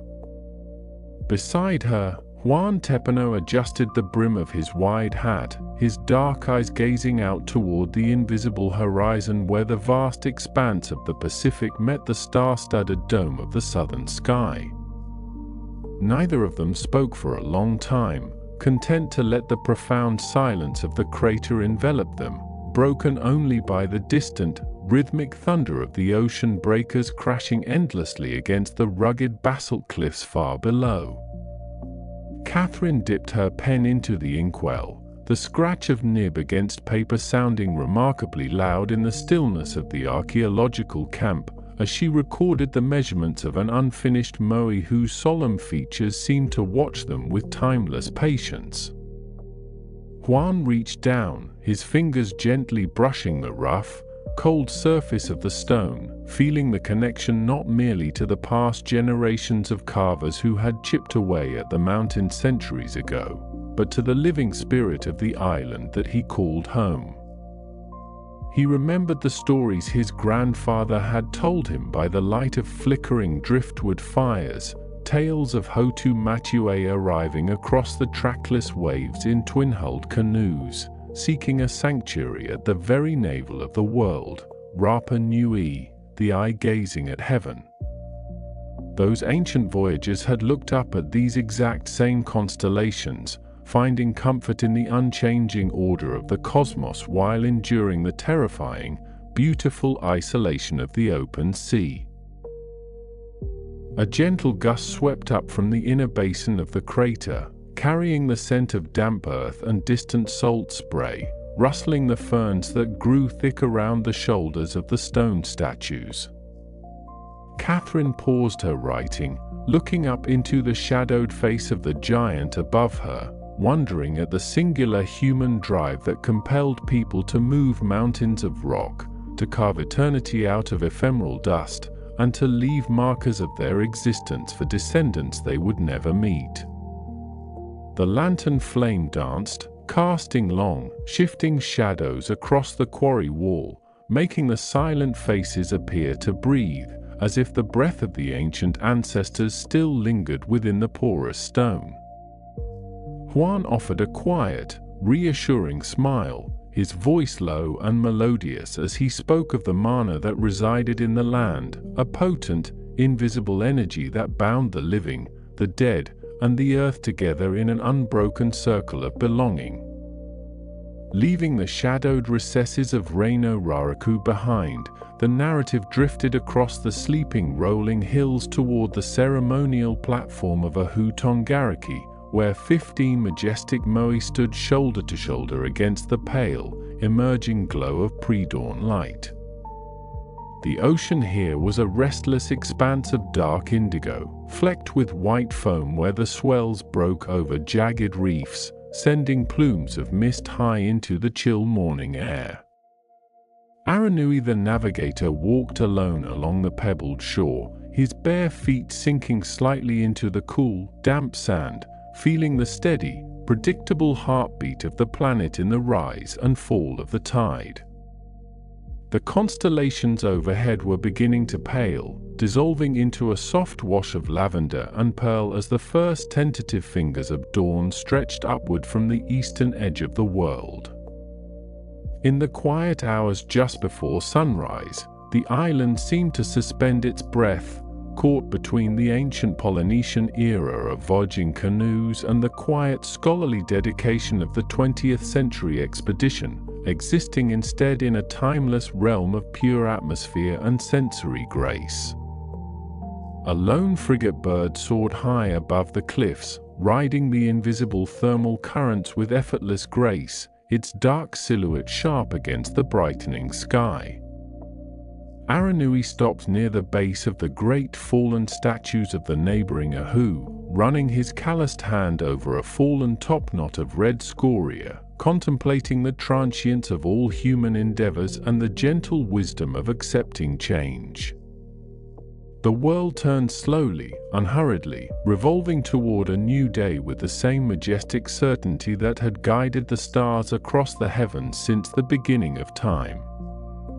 Further inland, near the tranquil shores of the Reino Cow Crater Lake, where vast floating mats of Totora reeds drifted lazily upon the dark, mirror-like water, Vakaya walked in the quiet company of the morning mist. The air was cool and crisp, carrying the earthy fragrance of damp volcanic soil and sweet mountain flora, wrapping around her like a soft, protective cloak. She paused by the edge of the crater rim, looking down into the vast caldera where seabirds nested undisturbed in the sheer cliffs, their faint calls echoing softly across the water. This was a place of profound sanctuary, far removed from the cares of the world, where the wind whispered ancient secrets through the reeds and the surface of the lake reflected the infinite depth of the sky above. The narrative drifted effortlessly from the heights of Reino Cow down to the coastal flats of Anakana, where white coral sands curved gently toward the turquoise embrace of a calm, welcoming bay. Here, the legendary King Hotu Matue had first set foot upon the shore, planting his yam gardens and establishing a lineage that would endure centuries of triumphs and trials. The palm trees lining the beach swayed gently in the morning breeze, their fronds hissing softly in a soothing, hypnotic rhythm that matched the gentle lapping of the tiny wavelets against the shore.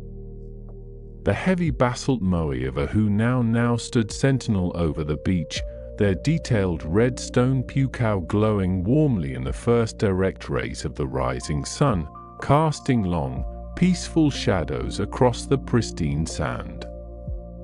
Catherine Routledge, having descended from the slopes of Reino Raraku as the morning sun began to warm the dew-kissed landscape, walked along the shore at Anakina with a sense of profound quietude settling deep into her bones.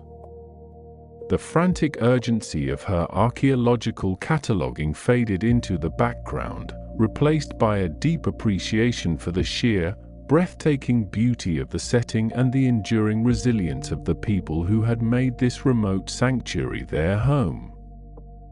Juan Tepano walked a few paces ahead, pointing out the traditional names of the winds and currents that shaped the island's daily life, his voice a steady, soothing anchor in a vast and beautiful world.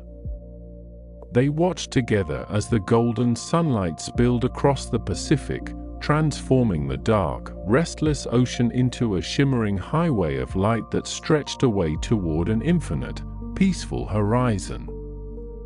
The morning trade winds carried the faint, salty scent of crushed kelp and distant volcanic stone as Catherine Routledge adjusted the wide brim of her canvas hat, her boots crunching softly over the sun-bleached fragments of coral shell that littered the coastal path. Beside her, Juan Tepano paused near a low, circular wall of stacked basalt, a manivai designed to shelter delicate banana shoots from the relentless, salt-laden gales that swept across the treeless slopes of Reino Raraku. With quiet reverence, Juan knelt, his calloused fingertips brushing the porous surface of a stone that had been placed by hand centuries before his own, connecting him through an unbroken chain of memory to the ancestors who had sculpted the very spine of the island. "My grandfather told me," Juan murmured, his voice blending effortlessly with the low, rhythmic percussion of the surf crashing against the distant cliffs of Poika, that the stone itself is never truly silent.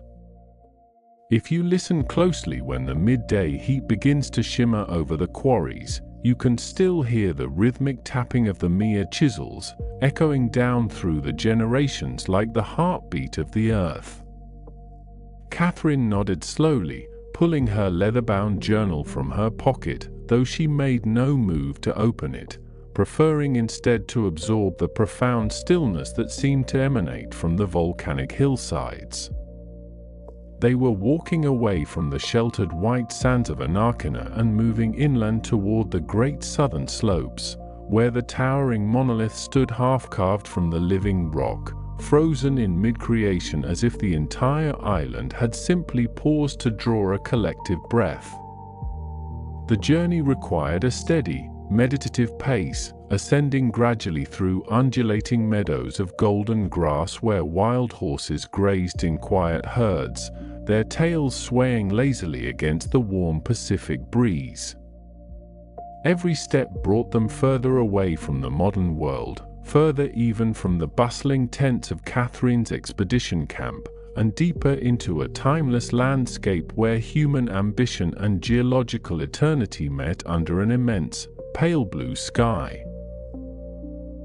Hours seemed to dissolve as they climbed higher, the air growing cooler and crisper the closer they drew to the brooding crater of Reino Raraku, the sacred nursery of the Moai. Here, nestled within the steep, grassy amphitheater of the extinct volcano, hundreds of statues rested at various stages of completion, tilted at strange, contemplative angles against the emerald slopes.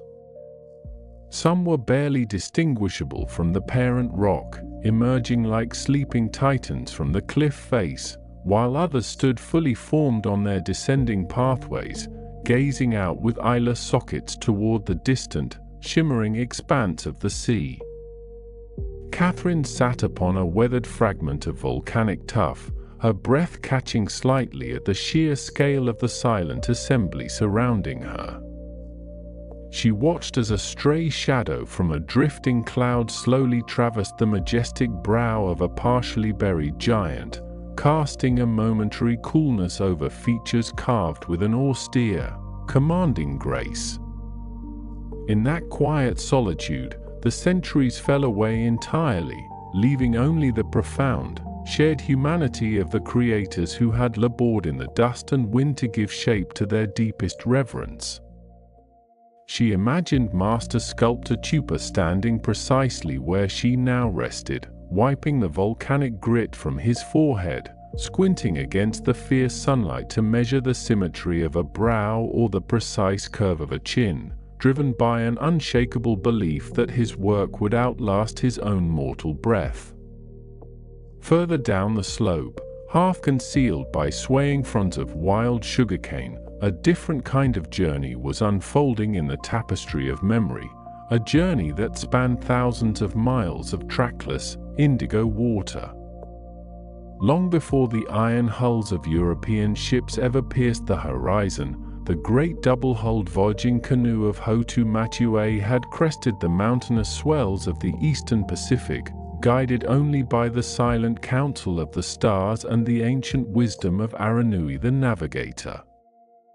Aranui stood upon the rolling deck of the Tiipuke, his bare feet gripping the wet wooden slats with instinctive grace, his gaze fixed upon the nocturnal sky where the constellations wheeled in slow, majestic splendor.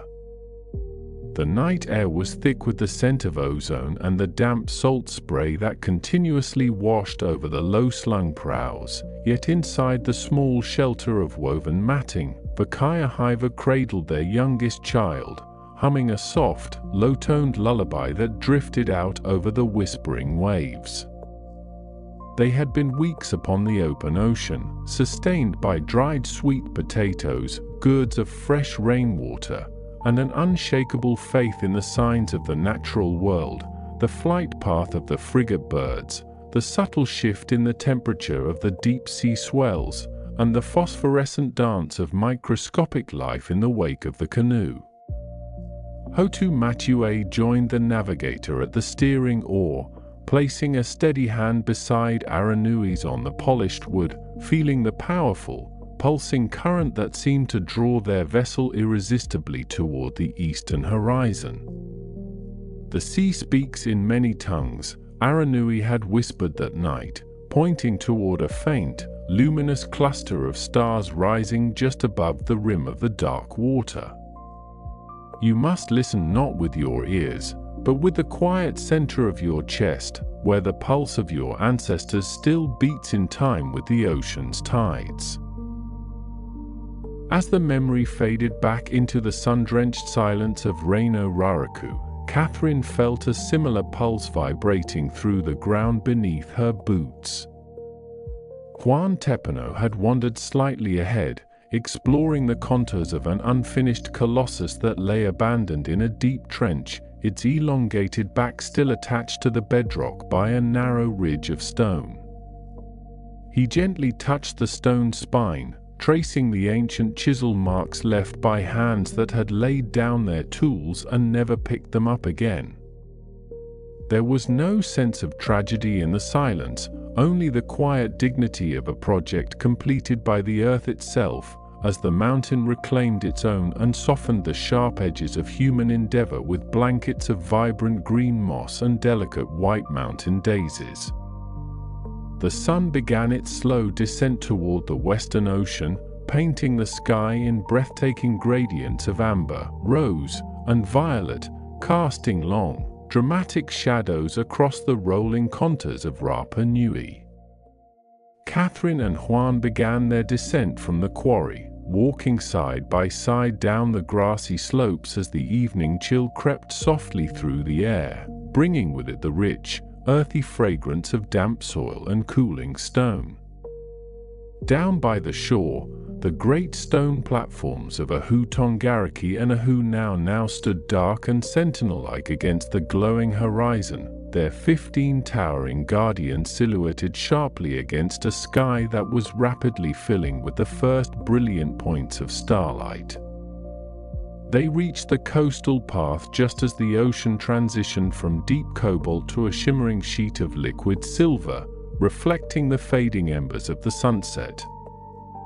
Juan paused near the edge of a low cliff where the surf surged rhythmically into a natural basalt basin, creating a deep, resonant sigh that echoed through the darkening evening.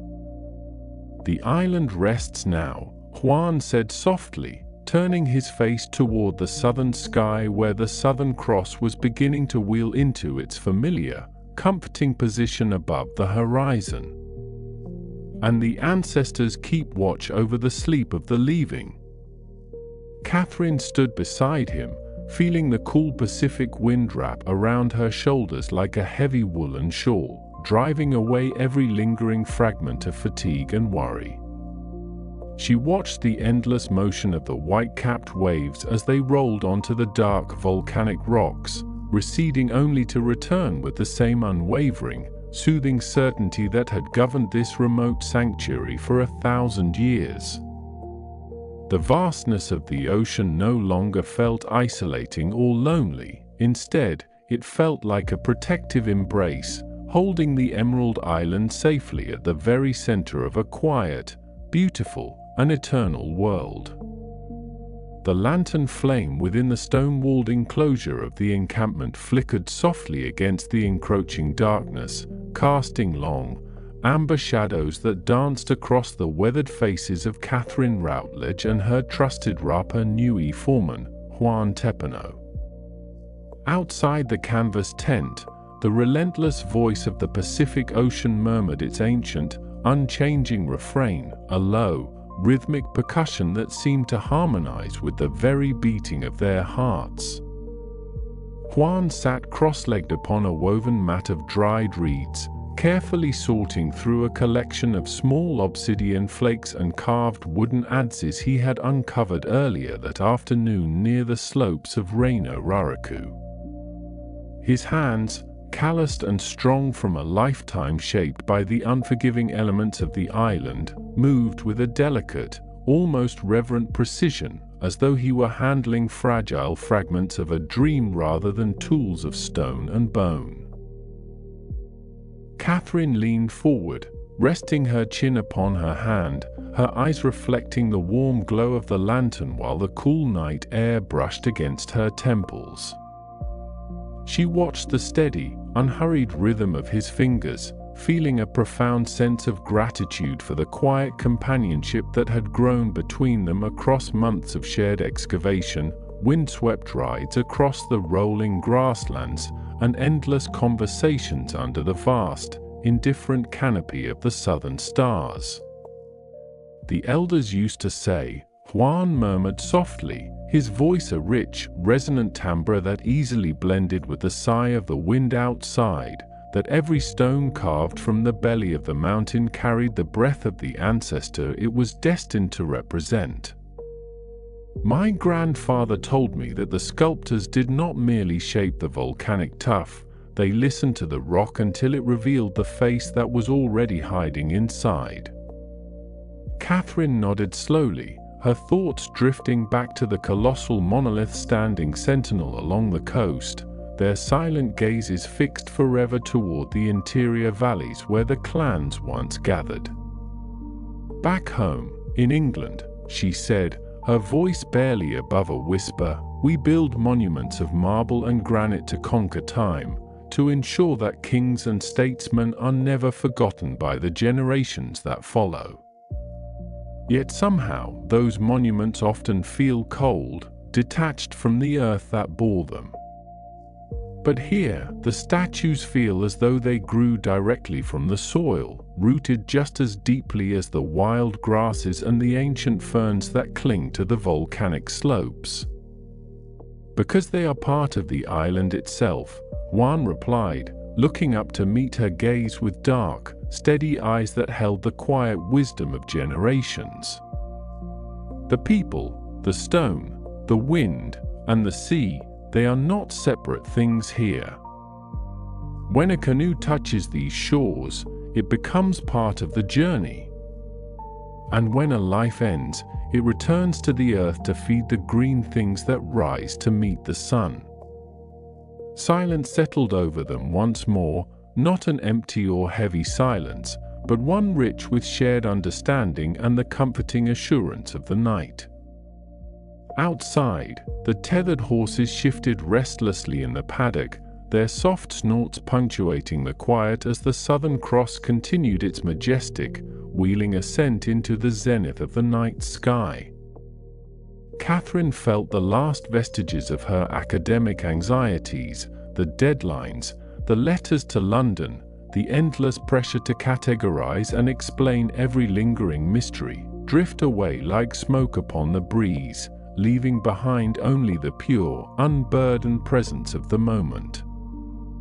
By dawn, the first pale fingers of apricot and lavender light had begun to stretch across the eastern horizon, dissolving the deep indigo of the night into a soft, pearlescent glow that illuminated the rolling contours of Poika Peninsula. The air was crisp and sweet, carrying the faint, salty tang of distant spray and the earthy aroma of dew-kissed grass. Catherine and Juan emerged from the encampment just as the sun crested the rim of the ocean, casting a brilliant, golden radiance over the entire expanse of Rapa Nui. Today, their path led them away from the bustling excavations of the quarries and toward the southern coast, where the great ceremonial platform of Ahu Vaihu stood in quiet majesty against the backdrop of crashing surf. They mounted their horses, the leather creaking softly in the morning stillness, and set off along the ancient coastal track that wound its way between stone-walled enclosures and grassy mounds where cattle grazed undisturbed. The ride was peaceful, accompanied only by the rhythmic thud of hooves upon the turf and the soaring cries of seabirds wheeling above the foaming breakers. As they drew closer to the shore, the full magnificence of the ancient platform revealed itself through the shimmering morning haze. Several massive moai lay face down upon the grassy slope just below the raised stone terrace, having fallen from their elevated perches during the tumultuous generations of internal conflict that had reshaped the island's history long before the arrival of foreign ships. Yet even in repose, their downturned faces imbued with an enigmatic, quiet dignity, the statues commanded the space around them with an undeniable authority. Catherine dismounted, letting the reins loop loosely over her saddle, and walked slowly toward the nearest fallen giant. She reached out, her fingertips brushing against the porous, reddish-brown scoria of the topknot, the pucao, that had rolled free from the statue's head during its descent centuries ago. The stone was cool to the touch, retaining the chill of the nocturnal mist, yet it possessed a tactile reality that bridged the vast chasm of time between the hands that shaped it and her own. "It is easy to look at these fallen giants and see only ruin," Catherine said quietly, her eyes tracing the majestic curve of the carved brow and the long, aristocratic line of the nose resting softly against the damp earth. To think only of the fractured societies, the lost knowledge, and the silence that followed the last chisel stroke. Juan walked up beside her, resting a heavy hand upon the broad, moss-covered shoulder of the fallen moai. The fall was bitter, and much was forgotten by those who survived the dark times, he acknowledged, his gaze sweeping across the churning expanse of the blue ocean where white waves broke in thunderous applause against the jagged black basalt. "My people remember the hunger, the fear, and the fires that went cold in the night. But the ancestors also taught us that creation and destruction are simply two halves of the same breath. The stone remains. The ocean remains. And as long as someone remembers to speak their names, the spirits of the past continue to walk these paths with us." Catherine looked out toward the horizon, where the sea met the sky in an unbroken, infinite circle of light and water.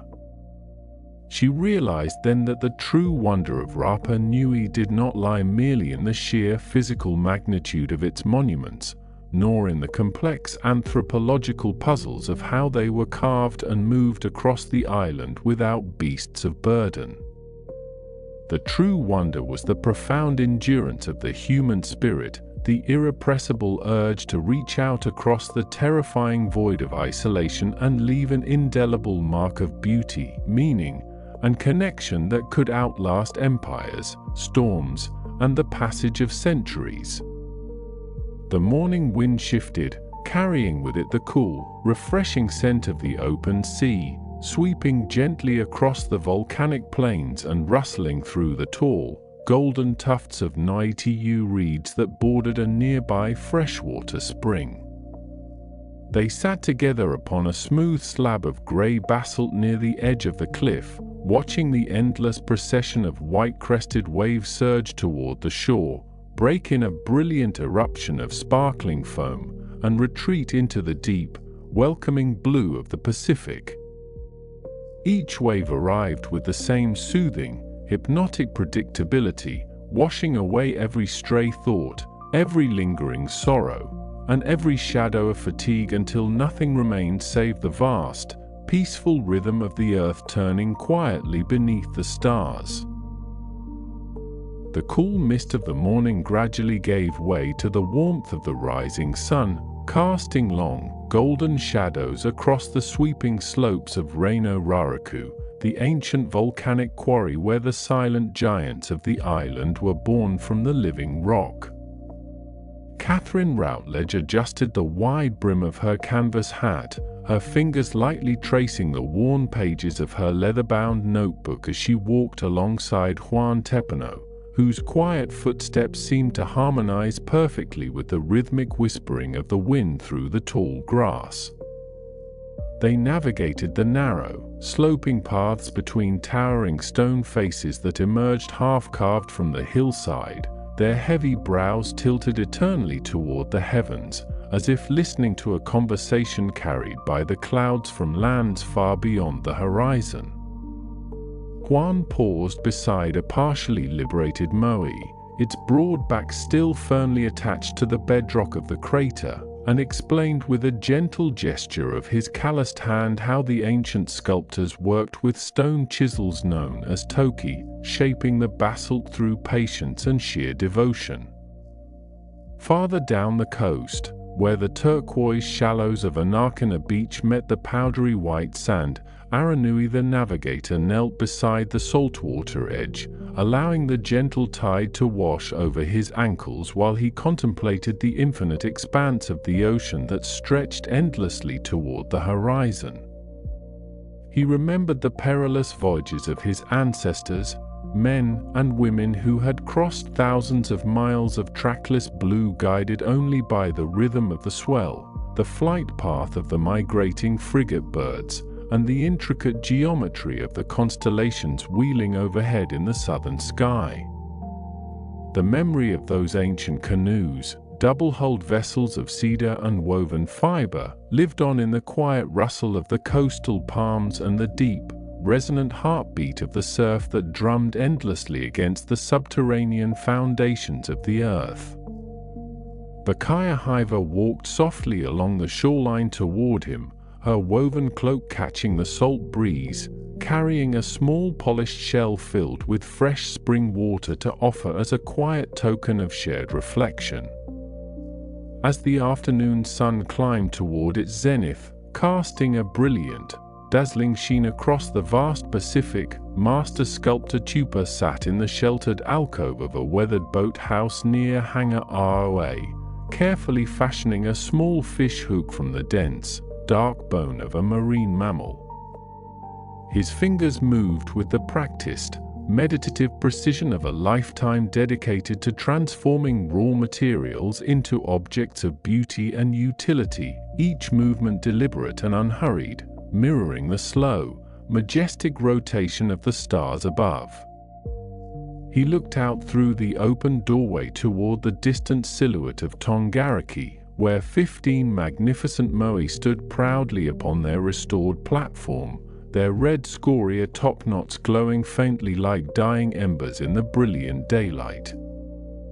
Tupa reflected upon the impermanence of human flesh and the enduring strength of stone, understanding that the statues were not merely monuments to the dead, but leafing anchors connecting the people of the present to the boundless ocean of eternity. By late afternoon, Catherine and Juan had ascended to the rim of the extinct crater of Reino Cau, looking down into the vast, shimmering expanse of the freshwater caldera lake below, its surface dotted with floating islands of bright green tortora reeds. The wind up here was stronger, carrying the sharp, invigorating tang of salt spray from the sheer cliffs that dropped 1,000 feet straight down into the roaring white foam of the churning ocean below. They sat in comfortable silence on a bed of soft moss, watching a solitary petrel glide effortlessly on the thermal updrafts, rising and falling with the invisible currents of the air. Catherine felt the heavy burdens of her academic pursuits in London, the endless lectures, the dust of libraries, the rigid expectations of a distant society, dissolve completely into the vast, open space of the sky, replaced by a profound, abiding tranquility that seemed to emanate directly from the ancient volcanic stone beneath her boots. The shadows began to lengthen across the rolling hills, painting the landscape in soft shades of amber, violet, and deep indigo as the sun prepared to complete its daily journey across the sky. Down by the Ahu at Akivi, the 7 statues gazed steadfastly out toward the setting sun, their backs turned to the ocean as they had for centuries, keeping silent, watchful guard over the inland plains where the families of Rapa Nui had once gathered and levieft. Aranui stood before them with his arms crossed over his chest, whispering an ancient chant of gratitude to the fading light, his voice blending harmoniously with the susurration of the evening breeze and the distant, rhythmic thunder of the waves crashing against the rocky shore. The colors of the world deepened into a rich, velvety twilight, drawing a soft veil over the island and inviting all leafing things to settle into the deep, restorative quiet of the coming night. And so the story rests here for now. Thank you for spending this time with Easy Drift Sleep. If these stories help you find rest, a quick subscribe means a new one is always waiting for you. Sleep well. We will see you next time.